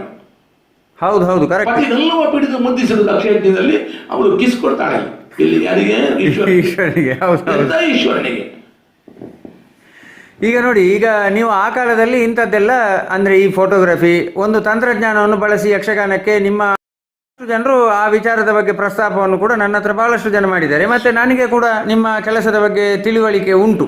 ಸಂತೋಷ. ನನ್ನ ಸಣ್ಣಂದಿನಲ್ಲಿ ನಾನು ನೋಡಿದ್ದೇನೆ ಹಲವಾರು ಕಡೆ, ಉದಯವಾಣಿ ಪೇಪರಲ್ಲಿ ಅಥವಾ ಬೇರೆ ಬೇರೆ ಕಡೆ ಮನೋಹರ್ ಕುಂದರ್ ಅವರ ಫೋಟೋಗಳು, ಅದರ ವೈಶಿಷ್ಟ್ಯ ಅದೆಲ್ಲ ನನಗೆ ಗೊತ್ತಿತ್ತು. ನನಗೆ ಮಾತು ಹೇಳಬೇಕು ಇಷ್ಟು ಹೇಳುವ, ಯಾಕಂದ್ರೆ ನೀವು ತಿಳಿದುಕೊಂಡವರಾದ ಕಾರಣ ನಾವು ಹೇಳೋ ಅಭಿಪ್ರಾಯಕ್ಕೆ ಬೆಲೆ ಉಂಟು, ಅದಕ್ಕೆ ಮೌಲ್ಯ ಬರ್ತದೆ ಎಂಬುದನ್ನು ನಾವು ನಿಮಗೆ ಕೂಡಲೇ ಒಪ್ಪಿಕೊಳ್ಳುತ್ತೇವೆ. ಯಾಕಂದರೆ ನಿಮ್ಗೆ ಅನುಭವ ಇದೆ. ಅದನ್ನು ಬಿಟ್ಟು ವ್ಯಂಗ್ಯ ಮಾಡುವವರು, ಆಕ್ಷೇಪ ಮಾಡುವವರು ಅಥವಾ ಮತ್ಸರದಿಂದ ಮಾತನಾಡಿಸಿದರೆ ನನಗೂ ಪ್ರಯೋಜನ ಇಲ್ಲ, ಅದು ಸಮಾಜಕ್ಕೂ ಪ್ರಯೋಜನ ಇಲ್ಲ. ನೀವು ಅದನ್ನು ತಿಳಿದವರು, ಇವರವರ ಮಾತಿನ ಹಿಂದೆ ಏನೋ ಸತ್ಯ ಇದೆ, ಆವಾಗಲ್ವೇ ಮಾತಿಗೆ ಬೆಲೆ ಬರುವುದು. ಸಂತೋಷದ ಮಾತನಾಡ್ತಾ ಇದ್ದೇನೆ. ಅದೊಂದು ಲೆಕ್ಕದಲ್ಲಿ ನಮಗೆ ಇದು ಇಂಥ ಸಿಕ್ಕಿದ್ದು ಭಾಗ್ಯ ತಿಳಿಯುತ್ತೇನೆ ನಾನು. ಈಗ ಅದೇ ಈ ರೀತಿ ನೀವು ಏನು ಒಂದು ಈ ತಂತ್ರಜ್ಞಾನದ ಮೂಲಕ ಬಹಳ ಕಷ್ಟಪಟ್ಟು, ಅಂದರೆ ನನಗೆ ಸ್ಪಷ್ಟ ಮಾಹಿತಿ ಉಂಟು. ನಮಗೀಗ ಡಿಜಿಟಲ್ ಕ್ಯಾಮರಾದಲ್ಲಿ ಒಂದು ಏಟಿಗೆ 10 ಫೋಟೋ ಬರ್ತದೆ, ಆಯ್ತಾ? ಅದನ್ನು ಸರಿಗಿಲ್ಲದಿದ್ದರೆ ಡಿಲೀಟ್ ಮಾಡ್ಬೋದು, ನಮಗೆ ಯಾವ ನಷ್ಟವೂ ಇಲ್ಲ. ಆದರೆ ಆಗ ಹಾಗಲ್ಲ. ನೀವು ಆಗ ವಿವರಿಸಿದಾಗೆ ಇಂತಿಷ್ಟೇ ಫೋಟೋಗಳು ಬರೋದು, ಅದು ಡಾರ್ಕ್ ರೂಮಲ್ಲಿ ಅದು ಸರಿ ಬರಲಿಲ್ಲ ಅಂತಂದರೆ ಆ ದಿನದ ಶ್ರಮ ಹೋಯ್ತು, ಆ ವೇಷ ಹೋಯ್ತು, ಎಲ್ಲವೂ ಹೋಯ್ತು, ಎಲ್ಲವೂ ಸಂಪೂರ್ಣ ನಷ್ಟ, ಕಷ್ಟ ನಷ್ಟ ಭ್ರಷ್ಟ ಅಂತ. ಈಗ ಈ ಎಲ್ಲ ಹೊಸ ತಂತ್ರಜ್ಞಾನವನ್ನು ಬಳಸಿಕೊಂಡು ನಮ್ಮ ಯಕ್ಷಗಾನಕ್ಕೆ ಏನಾದರೂ ಕೊಡುಗೆ ಕೊಡುವುದಿದ್ರೆ ಯಾವ ರೀತಿಯಲ್ಲಿ ಕೊಡ್ಬೋದು? ನಿಮ್ಗೇನಾದರೂ ಐಡಿಯಾಗಳು ಏನಾದರೂ ಉಂಟಾ? ಈಗ ನಾನು ಮತ್ತೊಂದು ವಿಷಯ ಹೇಳಬೇಕಾಯಿತು. ಈ ಫೋಟೋಗ್ರಫಿಯಲ್ಲಿ ನಾನು ಹೋಗ್ಲಿಕ್ಕೆ ಕಾರಣ ಯಕ್ಷಗಾನದ, ನಾನು ಹಿರಿಯ ಕಲಾವಿದರನ್ನು ಕಂಡು ಮಾತನಾಡಿಸಿದಾಗ ಅವರನ್ನು ಕುರಿತು ಹೇಳಬೇಕಾದ ಒಂದೇ ಒಂದು ಫೋಟೋ ದಾಖಲಾಗಲಿ ಇರಲಿಲ್ಲ. ಆ ಕಾಲಕ್ಕೆ ಬ್ಲ್ಯಾಕ್ ಅಂಡ್ ವೈಟ್ ಮಾತ್ರ ಇತ್ತು. ಹೌದು. ಅದು ಅಂದ್ರೆ ಅವರು ಸಂಗ್ರಹ ಮಾಡಿದ್ದಿಲ್ವಾ ಬಡತನ. ಹೌದು. ಈಗಿನವರಷ್ಟು ಶ್ರೀಮಂತರಲ್ಲ ಕಲಾವಿದರು, ಅವರಿಲ್ಲ. ಆವಾಗ ಮಾಡಿ ಇಂಥ ಹಿರಿಯ ಕಲಾವಿದರು ಅವರ ಒಂದು ದಾಖಲಾತಿ ಆಗಬೇಕು. ಯಾರು ಯಾವ ಲೇಖನ ಮಾಡ್ತಾರಾದ್ರೂ ಈ ಕಲಾವಿದರ ವೇಷ ಬೇಕು ಕಾರಣಕ್ಕಾಗಿ ನಾನು ಮಾಡಿದೆ. ನೋಡಿ, ನೀವು ನೆಗೆಟಿವ್ ವಿಷಯ ಹೇಳ್ತೀರಿ, ಕಳೆದುಕೊಳ್ಳೋದು. ಕಾಳಿಂಗ ಸರ್ಪವನ್ನು ಇಬ್ಬರಿಯ ಒಂದು ಪ್ರದೇಶದಲ್ಲಿ ರಾತ್ರಿ ಹೊತ್ತು ಗುರುರಾಜ್ ಸರಲ್ ಎಂಬುವರು ಹಿಡಿಯುವಾಗ ಆ ರಾತ್ರಿ ಕಾಲ ನಾನು ಹೋಗಿದ್ದೆ. ದರೆ ಮೇಲೆ ಹತ್ತುವಾಗ 100 ಜನ ಹತ್ತಿದ್ರು, ಅವರೊಟ್ಟಿಗೆ ನಾನು ಕೆಳಗೆ ಬಿಟ್ಟೆ. ಆ ತನಕ ಸಂಗ್ರಹಿಸಿದ ಫೋಟೋಗಳು ಆ ನೆಗೆಟಿವ್ ಅಲ್ಲಿ ಸತ್ಯ ಹೋಯಿತು, ಕ್ಯಾಮರಾಕ್ಕೂ ಪೆಟ್ಟಾಯ್ತು. ಪುಣ್ಯಕ್ಕೆ ನನ್ನ ದೇವರು ನಮ್ಮ ಕೆಲಸಕ್ಕೆ ಮತ್ತೆ ಅವಕಾಶ ಆಯಿತು, ನಾನು ನೆಗೆಟಿವ್ ತೆಲಿಕೆ ಆಯಿತು. ಅದು ಎಲ್ಲ ಪೇಪರ್ ದಾಖಲಾಗಿ ಬಂತು. ಆ ಸರ್ಪ ಹಿಡಿಯುವಂಥದ್ದು, ರಾತ್ರಿಕಾಲ ಕೆಲಸಗಳು, ಅದನ್ನು ಹೆಬ್ರಿ ಚಾರಣದಲ್ಲಿ ಆಗುಂಬೆಯಲ್ಲಿ ಬಿಡುವಂಥದ್ದು, ಅದೆಲ್ಲ ಅನುಭವ. ಅಂದರೆ ಇದೆಷ್ಟೋ ಕಡೆಯಿಂದ ಅನುಭವ ಆಗಿದೆ. ನಮ್ಮ ನೆಗೆಟಿವ್ ಕಳ್ಕೊಂಡಾಗ ನೀವು ಹೇಳಬೇಕು, ಕುಣ್ಣಂತಾಯರು ಕೆಲವು ಜನಪದ ಆಚರಣೆಗಳನ್ನು ದಾಖಲಿಸಿದಾಗ ಕೆಲವು ಕಡೆ ಬೆಳಕಿನ ಸಮಸ್ಯೆಗಳಿಂದ ನೆಗೆಟಿವ್ ಪ್ರಿಂಟ್ ಆಗಲಿಲ್ಲ, ಮತ್ತೊಂದೆಲ್ಲ ಸಿಗಲಿಲ್ಲ ಅಂತ ಎಷ್ಟು ಆ ಜನ ಕಳ್ಕೊಂಡಿದ್ದೇವೆ. ಆವಾಗ ಅಮೂಲ್ಯವಾಗಿರ್ತದೆ. ಮತ್ತೆ ನೀವು ಕೇಳಿದ ಪ್ರಶ್ನೆ ಮುಂದಕ್ಕೆ ಏನು? ಈಗ ನನ್ನ ಯೋಚನೆ, ಇದನ್ನು ದಾಖಲೆ ಮಾಡಿ ಈಗ ಕೆಲವು ಸಮಯದಿಂದ ಎಲ್ಲೆಲ್ಲಿ ಕರೀತಾರೆ ಅಲ್ಲಿಗೆಲ್ಲ ಕೊಂಡೋಗಿ ಪ್ರದರ್ಶನ ಮಾಡ್ತಾ ಇದ್ದೇನೆ. ಮತ್ತೆ ನನ್ನ ಸಮಸ್ಯೆ ಏನಾಯ್ತಂದ್ರೆ, ಈ ಫೋಟೋಗಳು ಹಾಳಾಗುತ್ತಿರುವುದರಿಂದ ಇದನ್ನು ಸಾರಸ್ವತ ಪ್ರಪಂಚಕ್ಕೆ ಕೊಡಬೇಕು, ಇದನ್ನು ಗ್ರಂಥ ರೂಪದಲ್ಲಿ ಉಳಿಬೇಕು. ಯಾಕಂದ್ರೆ ಕಾರಂತರು ಗ್ರಂಥ ಮೂಲಕ ತಂದ ಯಕ್ಷಗಾನದ ಫೋಟೋಗಳು ಅಲ್ಲದೆ ಅವರಷ್ಟು ಯಾರು ಗ್ರಂಥ ಕೊಟ್ಟವರಿಲ್ಲ, ನಮಗೆ ಅಷ್ಟು ಮಾಡಿ ಸಾಧ್ಯವೂ ಇಲ್ಲ. ಹಾಗಾಗಿ ನಾನು 1998ರಲ್ಲಿ ಒಂದು 5-6 ಲಕ್ಷ ಖರ್ಚು ಮಾಡಿ ಚಿತ್ರಗಳ ಮೂಲಕ ಸಮಕಾಲೀನ ಯಕ್ಷಗಾನ ಅಂತ ಒಂದು ಪುಸ್ತಕ ಮಾಡಿದೆ. ಅದರಲ್ಲೊಂದು 300-400 ಫೋಟೋವನ್ನು ತಂದೆ ನಾನು. ಆಮೇಲೆ ಪುನಃ ಈ ಕುಣಿತಗಳು ದಾರಿಗಿಡುವುದನ್ನು ಕಂಡಾಗ, ಕುಣಿತವನ್ನು ವಿಡಿಯೋ ಮೂಲಕ ಸುಲಭ, ಫೋಟೋದ ಮೂಲಕ ಅಲ್ಲ, ಆದರೂ ಬೇಕು, ಇದಕ್ಕೆಲ್ಲಾದ್ರೂ ದಾಖಲಾಗಬೇಕು ಅನ್ನೋದಕ್ಕೆ ಮತ್ತೆ 2013ರಲ್ಲಿ ಒಂದು 4-5 ಲಕ್ಷ ಖರ್ಚು ಮಾಡಿ, ಇದೆಲ್ಲ ಬಹಳ ಕಷ್ಟಪಟ್ಟು ಹಣದ ಸಂಗ್ರಹ ವಿಚಾರ ಹೇಳಲಿಕ್ಕೆ ಅವಕಾಶ ಇಲ್ಲ ಇಲ್ಲಿ, ನಾನು ಸ್ವಂತ ಮಾಡಿದ್ದಲ್ಲ, ಅದಕ್ಕಾಗಿ 3 ವರ್ಷ ಶ್ರಮ ಪಟ್ಟಿದ್ದೇನೆ ಸಂಗ್ರಹಿಸುವಲ್ಲಿ. ಹಾಗೆ ಅಲ್ಲಿ 500 ಫೋಟೋ ದಾಖಲಿಸಿ ಯಕ್ಷಗಾನ ರಂಗ ವೈಭವ ಅಂತ ಮಾಡಿಕೊಂಡೆ. ತುಂಬಾ ಜನ ಹೆಲ್ಪ್ ಮಾಡಿದ್ದಾರೆ. ಈ ಮೊದಲ ಪುಸ್ತಕ ಆಗುವಲ್ಲಿ ರಾಘವ ನಂಬಿಯರು ಮುನ್ನುಡಿ ಬರೆದು ನನಗೆ ಮಾಡಿ ಸಹಕಾರ ಅಷ್ಟಿಷ್ಟಲ್ಲ, ಅಲ್ಲಿ ಸಾಧ್ಯ. ಯಾವಾಗ ಈ ಚಿತ್ರಗಳು ಒಂದು ಯೂನಿವರ್ಸಿಟಿಯಲ್ಲಿ ಅಥವಾ ಒಂದು ದೇಶದ ಕಲೆ ಸಂಸ್ಕೃತಿಯನ್ನು ಸಂಗ್ರಹಿಸಿರುವಂತ ಒಂದು ಸಂಸ್ಥೆಯಲ್ಲಿ ದಾಖಲಾಗಬೇಕಂತ ಆಸೆ ಪಟ್ಟಿದ್ದೆ.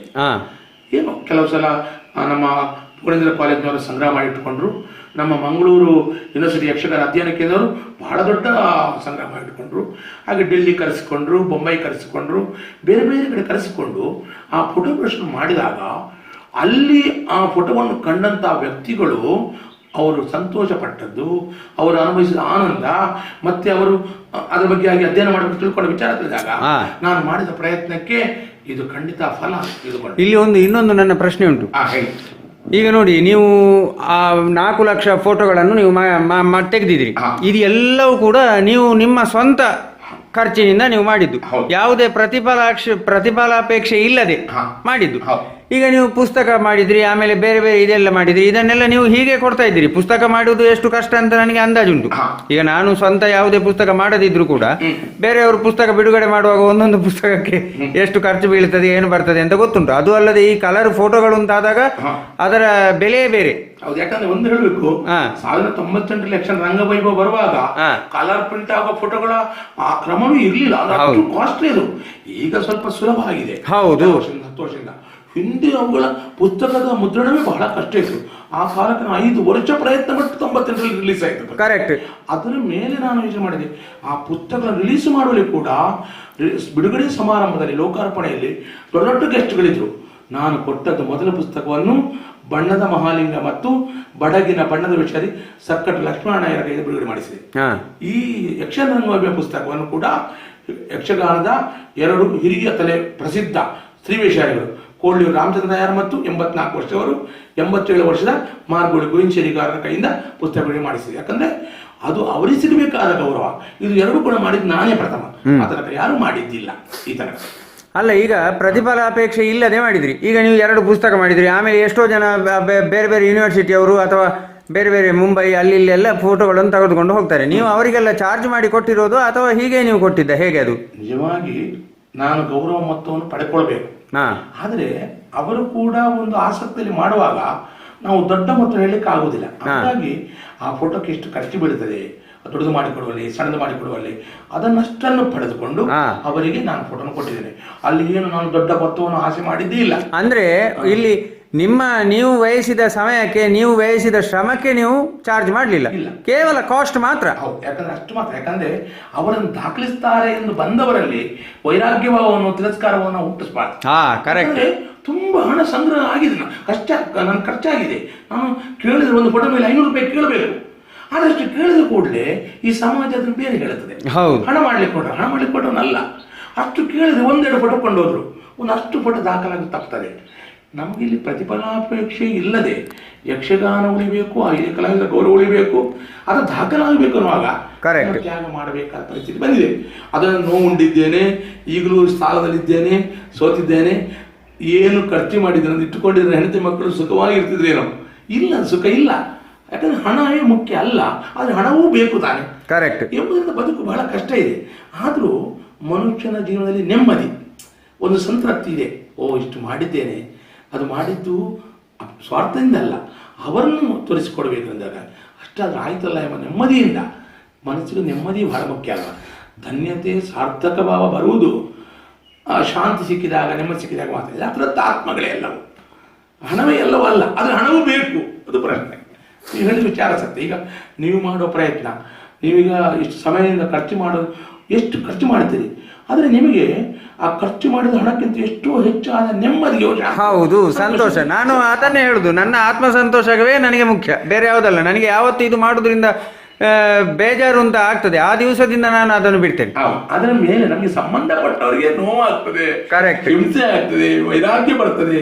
ಇದನ್ನು ಸಹಿಸಿಕೊಂಡು ಅವರನ್ನು ಸಮಾಧಾನ ಪಡಿಸಿ ಹೋಗುವಂತ ಸಹನೆ ಬೇಕು ನಮಗೆ. ಕರೆಕ್ಟ್. ಹೌದು ಹೌದು, ಬದುಕಬೇಕಲ್ಲ ಇಲ್ಲಿ ನಾವು ಬೇರೊಬ್ಬರ ಹಾಗೆ. ಸರ್, ಅದೇ ನೀವು ಕಳೆದ 30 ವರ್ಷಗಳಿಂದ ಯಕ್ಷಗಾನ ಸಮಗ್ರ ಯಕ್ಷಗಾನ ರಂಗ ಅಂದರೆ ತೆಂಕು ಬಡಗು ಎನ್ನುವಂಥ ಭೇದ ಇಲ್ಲದೆ ಬಹಳಷ್ಟು ಬಣ್ಣದ ಮುಖವರ್ಣಿಕೆ, ಕಾಟು ಬಣ್ಣ, ರಾಜಬಣ್ಣ, ಆ ಬಣ್ಣ, ಈ ಬಣ್ಣ, ಎಲ್ಲ ರೀತಿಯ ಎಲ್ಲ ನಮೂನೆಯ ವೇಷಗಳದ್ದು ಬಹಳಷ್ಟು. ಅದೇ ನೀವು ಹೇಳಿದಾಗೆ 3 ಲಕ್ಷಕ್ಕೂ ಹೆಚ್ಚು ನೀವು ಚಿತ್ರಗಳ ಒಂದು ಫೋಟೋಗ್ರಫಿಯನ್ನು ಮಾಡಿ. ನಾನು ಹೇಳಬೇಕು, ಇಲ್ಲಿ ನಾನು ಫೋಟೋವನ್ನು ಸಂಗ್ರಹ ಮಾಡುವಾಗ ಬೇರೆ ಕೂಡ ಜನ ಫೋಟೋ ಸಂಗ್ರಹ ಮಾಡಿದ್ದಾರೆ. ಏನಾಗಿತ್ತಂದ್ರೆ ಅವರಿಗೆ ಫೋಟೋ ಸಂಗ್ರಹ ಮಾಡಿದ್ದಾರೆ, ಅದು ಬಡಗೋ, ತೆಂಕೋ, ಬಡಗೋ, ಅದು ಬಣ್ಣದ ವೇಷವೋ, ಕಿರೀಟ ವೇಷವೋ, ಯಾವ ಪಾತ್ರ, ವೈಶಿಷ್ಟ್ಯ ಏನು ಅನ್ನೋದು ಯಾರಿಗೂ ಮಾಹಿತಿ ಈಗಲೂ ಇಲ್ಲ. ಹೌದು. ಆ ಕಾಲಕ್ಕೆ ಮೊದಲೇ ಅಧ್ಯಯನ ಮಾಡಿಕೊಂಡಿದ್ದ ರಂಗಕ್ಕೆ ಬಂದ ಕಾರಣ ತೆಂಕಾಗಲಿ, ಬಡಗಾಗಲಿ, ಬಡಗಾಗಲಿ, ಇದರ ಯಾವ ಪಾತ್ರ, ವೇಷಧಾರಿ ಯಾರು, ಅದರ ವೈಶಿಷ್ಟ್ಯನು ಹೇಳುವಲ್ಲ ಸಾಮರ್ಥ್ಯ ಪಡೆದೇ ರಂಗಕ್ಕೆ ಬಂದೆನ ಎಂಬುದರಿಂದ ನನ್ನ ಫೋಟೋಕ್ಕೆ ಸಿಕ್ಕಂತಹ ಬೆಲೆ ಬಹಳ ಮುಖ್ಯವಾದ್ದು. ಈ 4 ಲಕ್ಷ ಫೋಟೋದಲ್ಲಿ ಎಲ್ಲಿ, ಯಾರು, ಹೇಗೆ, ಏನು ಮಾಡಿದ್ರು ಎಂಬ ಹೇಳುವ ಸಾಮರ್ಥ್ಯ ಅರ್ಗುಂಟು. ಉಳಿದವರೆಷ್ಟು ದೊಡ್ಡ ಫೋಟೋಗ್ರಾಫರ್ ಅವರಿಗೆ ಏನು ವೇಷ, ಅದು ಬಡಗ ತೆಂಪು ಏನಂದ್ರೆ ಅವರಿಗೆ ಗೊತ್ತಾಗುದಿಲ್ಲ ಎಂಬುದರಿಂದ ನಾವು ಮೊದಲು ಅಧ್ಯಯನ ಮಾಡಿಕೊಂಡಿದ್ದೇವೆ. ಒಂದು ಬೇರೆ ಬೇರೆ ಕ್ಷೇತ್ರದಲ್ಲಿ ನಾವು ಕಂಡ್ರೆ, ವಿದೇಶದಲ್ಲೂ ಹಾಗೆ ಅಂತೆ, ಒಬ್ಬರನ್ನು ಪೇಪರ್ ವತಿಯಿಂದ ಫೋಟೋ ತೆಗಿಲಿಕ್ಕೂ ವಿಡಿಯೋ ಮಾಡಲಿಕ್ಕೆ ಒಂದು ಕಳಿಸಿಕೊಡ್ತಾರೆ. ಅಂದರೆ ಮೊದಲು 1 ವಾರ ಆ ಕಲೆಯ ಕುರಿತು ಅಧ್ಯಯನ ಮಾಡಬೇಕು, ಆ ಬಳಿಕ ಒಂದು ಮೂಡಿ ಹೋಗಿ ಲೇಖನ ಮಾಡಬೇಕು. ನಿಮಗೊಂದು ಉದಾಹರಣೆ ಹೇಳ್ತೇನೆ. ಒಬ್ಬರು ಇಂಡಿಯನ್ ಎಕ್ಸ್‌ಪ್ರೆಸ್ಸಲ್ಲಿ ಹಿಂದೂಲಿ ಲೇಖನ ಮಾಡಿದರು. ಒಬ್ಬರ ಲೇಖವನ್ನು ಕದ್ದು ಅವರು ಒಂದು ಚೆಂಡೆಯನ್ನು ತವಿಯಿಲ್ಲ ಅಂತ ಹೊರಟರು. ಕೂಡಲೇ ಲೇಖನ ಮಾಡಿದವರು ಆಕ್ಷೇಪ ಕೊಟ್ಟರು ಪೇಪರಿಗೆ. ನೋಡಿ, ತವಿಲ್ ಅನ್ನೋದು ನಮ್ಮಲ್ಲಿ ಅಲ್ಲ, ಅದು ಮುಖ್ಯ. ಮೊದಲೇಗಾರನ ಹೆಸರು, ಅವನು ಚೆಂಡೆ ಬಾರಿಸೋದು, ಇದು ನಿಮ್ಮ ವರದಿಗಾರ ಯಾಕೆ ಬದಲು ಮಾಡಿದ, ಸಾರಿ ಕೇಳಬೇಕಂತ ಹಠ ಹಿಡಿದರು. ಕೊನೆಗೆ ಸಾರಿ ಕೇಳಿದ. ಯಾಕಂದರೆ ಮೂಲ ಲೇಖನ ಮಾಡಿದ್ರು ಅದು ಕಟ್ಟಿದ್ರು, ಅವರಷ್ಟು ಸಾಮರ್ಥ್ಯ ಇತ್ತು. ಜುಟ್ಟು ಸದಾಶಿವ ಭಟ್ರು ಅಂತ ಅವರು ಹೊಸೇತು ಮಾಲಿಂಗ ಭಟ್ರಿಗೆ ಪುಸ್ತಕ ಮಾಡಿದಾಗ ನಾನು ಅವರ ಜೊತೆಲಿ ಇದು ಕೆಲಸ ಮಾಡಿದವ. ಅಂಥದ್ದು ಸಾಮರ್ಥ್ಯ ಬೇಕು. ಬಣ್ಣದ ವೇಷದಲ್ಲಿ ನಮ್ಮ ಬಣ್ಣವೇಷ ರುದ್ರಭೀಮನನ್ನು ಹಾಗೆ ಯಾಕೆ ಮಾಡಬೇಕು ಅಂತ ಪೇಜಾವರ ಸ್ವಾಮೀಜಿಯವರು ಹಠ ಹಿಡಿದರು. ಇಲ್ಲ ಇದಾಗಬೇಕು. ಆವಾಗ ಜುಟ್ಟು ಸದಾಶಿವ ಮಾತ್ರ ಹಠ ಹಿಡಿದದ್ದು. ನೋಡಿ, ಅವನ ಸ್ವಭಾವ ಅದಕ್ಕೆ ಆ ರೀತಿ ಇದೆ. ಅಲ್ಲಲ್ಲ, ಅದು ಈಗಲೂ ಅದನ್ನು ಬದಲಾವಣೆ ಮಾಡಲಿಕ್ಕೆ ಬಹಳಷ್ಟು ಪ್ರಯತ್ನ ಮಾಡ್ತಾ ಇದ್ದಾರೆ. ಅದು ಫೂಲಿಶ್ನೆಸ್, ಖಂಡಿತ. ಅದು ನಿಜವಾಗಿ ಬುದ್ಧಿ ಇರೋರು ಮಾಡುವ ಕೆಲಸ ಅಲ್ಲ ಅದು. ಈಗ ಹೌದಾದ್ರೆ ಶೂರ್ಪನಾಗಿ ದುಷ್ಟನಾಗಿ ಕಾಣಿಸಿಕೊಂಡು ಯಾರು ರಾವಣನ ತಂಗಿ ಎಂಬುದರಿಂದ ಮೈ ರಾವಣ ದುಷ್ಟನಲ್ವೇ, ಅವನ ತಂಗಿ ದುರ್ದುಂಡಿಯಾಗಿ ಸಹಜವೇ ಸಾತ್ವಿಕ ಶೈಲಿ ಬಂದು ಆ ಪಾತ್ರದ ಗುಣ ಸ್ವಭಾವವನ್ನು ಹೊಂದಿಕೊಂಡು ಹೊರಗಿನ ವೇಷ ಇದೆ, ಬಹಳ ಮುಖ್ಯವಾದ್ದು. ಅಲ್ಲ, ಅದು ನೀವು ಹೇಳಿದ ಒಳ್ಳೇದಾಯ್ತು. ಅದು ಭೀಮನ ಮುಖವರ್ಣಿಕೆ, ಅದು ಈಗಲೂ ಕೂಡ ಬಹಳಷ್ಟು ಲಾಬಿ ಮಾಡಿ ಬಹಳಷ್ಟು ತಂತ್ರಗಾರಿಕೆ ಮಾಡ್ತಾ ಇದ್ದಾರೆ. ಬಟ್ ಇದುವರೆಗೆ ಅದು ಬದಲಾವಣೆ ಆಗಲಿಲ್ಲ. ಇನ್ನು ಮುಂದಕ್ಕೆ ಆಗಲಿಕ್ಕೆ ನಮ್ಮಂಥವರು ತಯಾರಾಗಿ ಆಗಿದ್ದೇವೆ ಅದನ್ನು ಅಪೋಸ್ ಮಾಡಲಿಕ್ಕೆ. ಸೊ ಅಷ್ಟು ಸುಲಭದಲ್ಲಿ ಅದನ್ನು ಬಿಡಲಿಕ್ಕೆ ಆಗುದಿಲ್ಲ. ನಿಮ್ಮಲ್ಲಿ ಕೇಳುದು ನಾನು, ರಾಮನನ್ನು ಕೃಷ್ಣನನ್ನು ಮೈಬಿಟ್ಟು ಮಾಡಿದರು. ರಾವಣ, ವಿಭೀಷಣ, ಕುಂಭಕರ್ಣ ಅಂತ ಅದ್ಭುತ ವೇಷೊಟ್ಟಿಗೆ ಆ ಮೈಬಿಟ್ಟ ರಾಮನನ್ನು ನೋಡಿದ್ರೆ ನಾವು ಹೇಗೆ ಸಹಿಸಿಕೊಳ್ಳ? ಹೌದು, ಸಹಿಸಿಕೊಳ್ಳುವ ಪ್ರಶ್ನೆ ಇಲ್ಲ. ಅಲ್ಲಿ ಅದು ಆಯವೇ ವ್ಯತ್ಯಾಸ ಆಯ್ತಲ್ಲ, ಅದು ಕಾಣುದೇ ಇಲ್ಲ. ಇದು ಬೇರೆ ಆಯ್ತು. ಇದನ್ನು ಯಾರು ಗಮನಿಸಲೇ ಇಲ್ಲ. ನಾವು ಏನೇನು ಮಾಡ್ತಾರೆ ಅಂತ ಹೇಳಿಕ್ ಬರುದಿಲ್ಲ. ನರಪೇತರ ಒಂದು ಆಟಕ್ಕೆ ಹೋಗಿದ್ದೆ, ಜಮದಗ್ನಿ ಮತ್ತು ಪರಶುರಾಮ ಇರು ಕುಣಿತಾರೆ ಮೈ ಬಿಟ್ಟು, ಇಡೀ ಲೈಟಿಗೆ ಬೆವರು ನಮ್ಮ ಕಟೀಲು ಸ್ಥಳದಲ್ಲಿ ಅವರ ಬೆವರು ಹಾರುತ್ತದೆ ಸಭೆಯ ಮೇಲೆ, ಅಷ್ಟಿಷ್ಟಲ್ಲ ಮೈ ಮೇಲೆ. ಈ ಜಮದಗ್ನಿಗೆ ಪರಶುರಾಮನಿಗೆ ಬೆವರು ಬಂದ್ರೆ ನಾವು ಆ ಪಾತ್ರ ಹೇಗೆ ಸ್ವೀಕರಿಸಬೇಕು? ಮತ್ತೆ ಅವರು ಅಂದ್ರೆ ಮೈ ಬಿಟ್ಟು ಮಾಡುವುದಾದರೂ ಆ ಪಾತ್ರ ಹೇಗಿರಬೇಕು? ಯಕ್ಷಗಾನಿಗೆ ಕಾಣಬೇಕೋ ಬೇಡವೋ? ಎಲ್ಲಿಯದೋ ವೇಷದ ಕಸಿ ಮಾಡಿದ್ರೆ ಸಾಧ್ಯವ ನೋಡ್ಲಿಕ್ಕೆ? ಹೌದು. ಅದನ್ನು ಹೇಳಿದ ಕೂಡಲೇ ನೀವು ಆಕ್ಷೇಪ ಮಾಡ್ತೀರಿ, ಇದು ಬದಲಾಗಿದೆ. ಹಾಗಲಿ ರಾಮ ಚನ್ನಶೆಟ್ಟರು ವಾದ ಮಾಡಿದವರಿದ್ದಾರೆ, ರಾಮ ಮೈಬಿಟ್ಟು ಮಾಡಿ ತಪ್ಪೇನೋ, ಕಾಡಿಗೆ ಹೋಗೋದಿಲ್ವಾ? ಹಾಗಾದ್ರೆ ಅಂಬೆ ಅಂಬಾಲಿಕೆ ಜಲಕ್ರೀಡೆ ಅವರಿಗೆ ಸೀರೆ ಯಾಕೆ ತೆಗೆಯುವುದಿಲ್ಲ? ಹೌದು, ಕರೆಕ್ಟ್. ಕಪಾಲದ ಈಶ್ವರನ ಯಾಕೆ ಇಡ್ತಾನೆ? ಬತ್ತಲೆ ಅವಳು ಕೆಳಗಡೆ ಮುದೆ ಪದ್ಯ ಇದೆ, ಏನು ಲಿಂಗ ಆಡಿಸ್ತಾ ಇದ್ದೆ ಅಂತ. ಯಾಕೆ ಕೋಮಣ ಮುಟ್ಕೊಂಡು ಬಂದ್ರು? ಯಾಕೆ ಡ್ರೆಸ್ ಹಾಕಿ ಬಂದ್ರು? ಅಂದ್ರೆ ಸಹಜತೆ ಅಲ್ಲ, ವಾಸ್ತವ ಅಲ್ಲ. ವಾಸ್ತವ ಅಂತ ಹೇಳೋ ಕೂಡಲೇ ಎಲ್ಲಿ ಬಂದ್ಬಿಟ್ಟಿದ್ದಾರೆ ಇವರು? ಆ ಕೃಷ್ಣನನ್ನು, ಆ ರಾಮನನ್ನು ಮೈ ಬಿಟ್ಟು ತಂದಾಗ ಹೇಗೆ ಸಹಿಸಿಕೊಳ್ಳೋಣ? ಕರೆಕ್ಟ್. ಇದು ಸಹಿಸಿಕೊಳ್ಳಲಿಕ್ಕೆ ಆಗುವುದಿಲ್ಲ. ಹಾಗೆ ಕೊಲ್ಲುವುದಲ್ವೇನು ಪಾತ್ರವನ್ನು? ಇದು ಒಂದದು. ಮತ್ತೊಂದು, ತಾಳಮದ್ದಲೆಯ ಪ್ರಭಾವದಿಂದ ಪಾತ್ರಗಳು ಗಂಟೆಗಟ್ಟಲೆ ಮಾತಾಡುತ್ತಾ ಪಾತ್ರವನ್ನು ಕೊಲ್ಲುವುದನ್ನು ಕಂಡಾಗಲೂ ಆ ಹಿರಿ ಕಲಾವಿದರ ವೇಷವನ್ನು ನೆರವೇರಿಸಬೇಕಾದಾಗ ನನಗಾಯಿತು.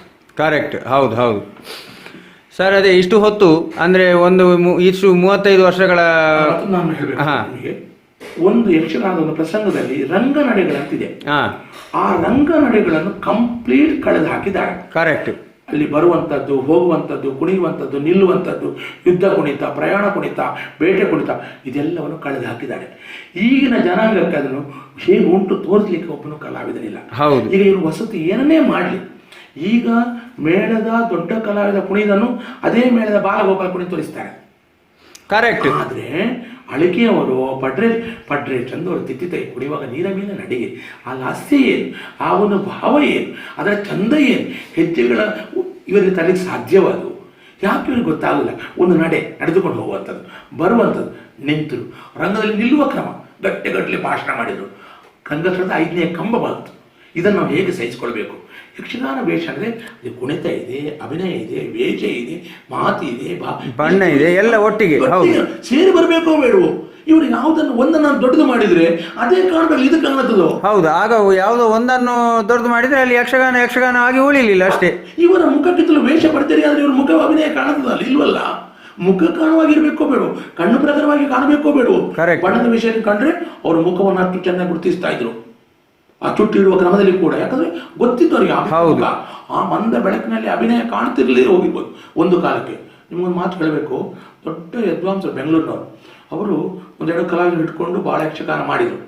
ಅವರು ಇಲ್ಲಿ ಬಂದಾಗ ನಡುತಿಟ್ಟಿನ ಬಡಗುಟ್ಟಿನ ಕುಂದಕಡೆ ಆಟ ಕಂಡು ಅಭಿನಯವಿಲ್ಲ ಅಂತ ಹೇಳಿದರು. ಅವರಿಗೆ ನಮ್ಮ RRC ತೋರಿಸಿದ್ರು, ಹಾರಾಡಿ ನಾರಾಯಣ ಗಾಣಿಗರ ಅಭಿನಯವನ್ನು ತೋರಿಸಿದ್ದಾರೆ. ಆ ಕಣ್ಣು, ಆ ದೇಹ, ಕಾಲ ಬೆರಳಿಂದ ತುದಿ ತನಕ ಭಾವಗಳು. ಆವಾಗಲೇ ಮತ್ತೆ ಹೇಳಿದ್ರು, ಇವರು ಇವರೆಲ್ಲ ಕೆಲವರಲ್ಲಿದ್ದಾರೆ, ಅವರೆಲ್ಲ ರಂಗಸ್ಥಳದ ರಾಜ, ರಂಗಸ್ಥಳದ ರಾಣಿ. ಇವರ ಅಭಿನಯ ಏನು, ಯಾವ ಅಭಿನಯ ಅದು? ಕಥಕ ಅಭಿನಯ ಅಲ್ವೇ? ಸಹಜವಾದ್ದಲ್ಲ. ಹೌದು. ಆವಾಗ ನೋಡಿ, ನಮ್ಮ ನೋವಾದ್ದಿಲ್ಲ ಅಂದ್ರೆ ಆ ಹಿರಿಯ ಕಲಾವಿದರು ಕೊಂದದ್ದು ಇವರು. ಯಾಕೆ ಬಾಯ್ಬಿಟ್ಟು ಅದಲ್ಲ, ಇವರು ಮಾಡಿದ್ದು, ಅವರು ನಟ್ಟಿ ಬೆಳೆಸಿದ ಗಿಡ ಅದು, ಅದರ ಫಲ ಹೂವನ್ನು ನಾವು ತಿಂತಾ ಇದ್ದೇವೆ. ಅದನ್ನು ಬಿಟ್ಟು ಆದರೆ ಬೇರೆ ಕಡ್ಲಿಕ್ಕೆ ಹೊರಡ್ತಾರಲ್ಲ ಇವರು, ಅರ್ಥ ಉಂಟು? ಅವರು ಯಕ್ಷಗಾನ ಈ ತನಕ ಉಳಿಸಿಕೊಂಡು ಬಂದದ್ದಲ್ವಾ? ಈಗ ಹೊಸದು ಕೊಟ್ಟು ಏನು ಮಾಡ್ತಾರೆ? ಮಾವಿನ ಮರದಲ್ಲಿ ಚಿಕ್ಕು ತರ್ತಾರೆ ಇವರು, ಮಾವೇ ಆಗಬೇಕೋ ಬೇಡವೋ? ಕರೆಕ್ಟ್. ಇವರು ಅದನ್ನು ಬಿಟ್ಟು ನಮ್ದು ಹೊಸದಂದ್ರೆ ಯಾವುದು ಹೊಸ ಸರ್? ಈಗ ಪ್ರತಿ ಯಕ್ಷಗಾನ, ಭರತನಾಟ್ಯ, ಕಥಕ್ಕಳಿ, ಕೂಚಿಪುಡಿ, ಒಡಿಸ್ಸಿ, ಎಷ್ಟು ಕಲೆಗಳಿದೆ. ಅದು ಅದಾಗಿ ಉಳಿಬೇಕೋ ಬೇಡವೋ? ಎಷ್ಟು ಕಲೆಗಳು ಸತ್ತು ಹೋಯಿತು, ಹೊರಗೆ ಹೋಗಿ. ಈಗ ದೊಡ್ಡ ಆಟ ಜೋಡಾಟ ನೋಡಿ ಸಾಧ್ಯವಾ? ಅವರು ಬದಲಾವಣೆ ಆಗಿದ್ದಾರೆ. ಚಿಂದು ಯಕ್ಷಗಾನ, ದಶಾವತಾರ ಎಲ್ಲವೂ ಕಳೆದು ಯಕ್ಷಗಾನ ಕೊಲ್ತಾರೆ ಇವರು. ಈಗ ಸರ್, ನಾನು ನಿಮ್ಮ ಜೊತೆ ಮಾತಾಡಿ ಇಷ್ಟು ಹೊತ್ತು ಮಾತಾಡಿದಾಗ ನನಗೆ ಗೊತ್ತಾಗಿದ್ದೇನು ಅಂತಂದ್ರೆ, ಹಾ ನಾವು ಫೋಟೋಗ್ರಫಿ ಆಗಲಿ ಅಥವಾ ವಿಡಿಯೋ ಆಗಲಿ ಯಾವುದೇ ಒಂದು ಕ್ಷೇತ್ರದಲ್ಲಿ ಏನೇ ಒಂದು ಕೆಲಸ ಮಾಡಲಿಕ್ಕೆ ತೊಡಗುವುದಿದ್ರು ಆ ಕ್ಷೇತ್ರದ ಬಗ್ಗೆ ಮೂಲಭೂತವಾದಂತಹ ಒಂದು ವ್ಯಾಸಂಗವನ್ನು ಮಾಡಿಕೊಂಡು, ಅಂದರೆ ಅದರ ಬಗ್ಗೆ ನಾಲೆಜನ್ನು ಗಳಿಸಿಕೊಂಡು ನಾವು ಅದನ್ನು ಮಾಡಿದರೆ ಅದರಲ್ಲಿ ನಮ್ಮ ಒಂದು ಏನು ನಾವು ಕೊಡಬೇಕು ಅಂತ ಬಯಸಿದ್ದೇವೆ ಅದನ್ನು ಕೊಡಲಿಕ್ಕೆ ಸಾಧ್ಯ ಉಂಟು.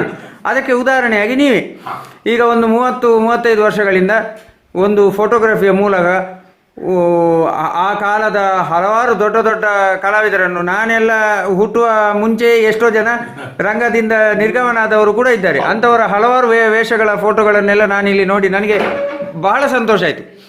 ಈ ಒಂದು ಸಂತೋಷಕ್ಕೆ ಕಾರಣರಾದ ನಿಮಗೆ ಯಕ್ಷಗಾನ ಅಭಿಮಾನಿಗಳು ಎಲ್ಲರ ಪರವಾಗಿ ನಾನು ಅನಂತ ಕೃತಜ್ಞತೆಯನ್ನು ಸಲ್ಲಿಸ್ತೇನೆ ಸರ್. ಸಂತೋಷ ಆಯಿತು. ಯಾಕಂದರೆ ನಾವೆಲ್ಲ ಒಂಥರ ಅತೃಪ್ತರೇ. ಈಗ ನಾವು ಮಾಡಿದ ಕೆಲಸವನ್ನು ನಾವಾಗಿ ಹೇಳಿಕೊಳ್ಳಿಸಿದ್ದರಿಲ್ಲ. ನಿಮ್ಮಂತ ತಿಳಿದುಕೊಂಡವರು ಹೀಗೆ ಬಂದು ಪ್ರಕಾಶನಕ್ಕೆ ತಂದಾಗ ನಿಮ್ಮ ಮೇಲಿರೋ ಅಭಿಮಾನಕ್ಕಿಂತಲೂ ಕಲೆ ಮೇಲಿನ ನಿಮ್ಮ ಅಭಿಮಾನ ಕಂಡಾಗ ನಾವು ಎಷ್ಟು ಆಭಾರ ಮನಸ್ಸು ಕಡಿಮೆ. ತಮ್ಮಂಥವರ ಎಣಿಸುವುದು ಎಷ್ಟು ಹಿರಿಯ ಕಲಾವಿದರನ್ನು ತಾವಿಗೆ ಗುರುತಿಸಿದಾಗ ಅವರ ಮನಸ್ಸಿನ ಎಷ್ಟೋ ನೋವು ಕಡಿಮೆಯಾಗಿ ಈ ಇಡೀ ಪ್ರಾಯದಲ್ಲಿ ಅವರು ಒಂದು ಸಂತೋಷ ಬದುಕೊಂಡು ಸಾಗುವಂತೆ ಆಗಿದೆ. ಹಾಗೆ ನಮ್ಮಂಥವ್ರು ಕೂಡ ನಾವು ಮಾಡಿದ ಕೆಲಸವನ್ನು ನೀವು ಗುರುತಿಸಿ ಹೀಗೆ ಗೌರವಿಸಿ ಇದನ್ನು ಲೋಕಮುಖ ತೋರಿಸಿದಾಗ ಎಷ್ಟು ಸಂತೋಷ ಆಗ್ತದೆ. ಹಾಗಾಗಿ ನಿಮಗೂ ನನ್ನ ಪರವಾಗಿ ಧನ್ಯವಾದ ಮಾತ್ರವಲ್ಲ, ಪ್ರೀತಿ ವಿಶ್ವಾಸಪೂರ್ವಕವಾದಂಥ ನಮನಗಳನ್ನು ಸಲ್ಲಿಸ್ತಾ ಇದೆ. ನಮಸ್ತೆ. ನಮಸ್ತೆ ಸರ್. ನಮಸ್ಕಾರ. ನಮಸ್ತೆ.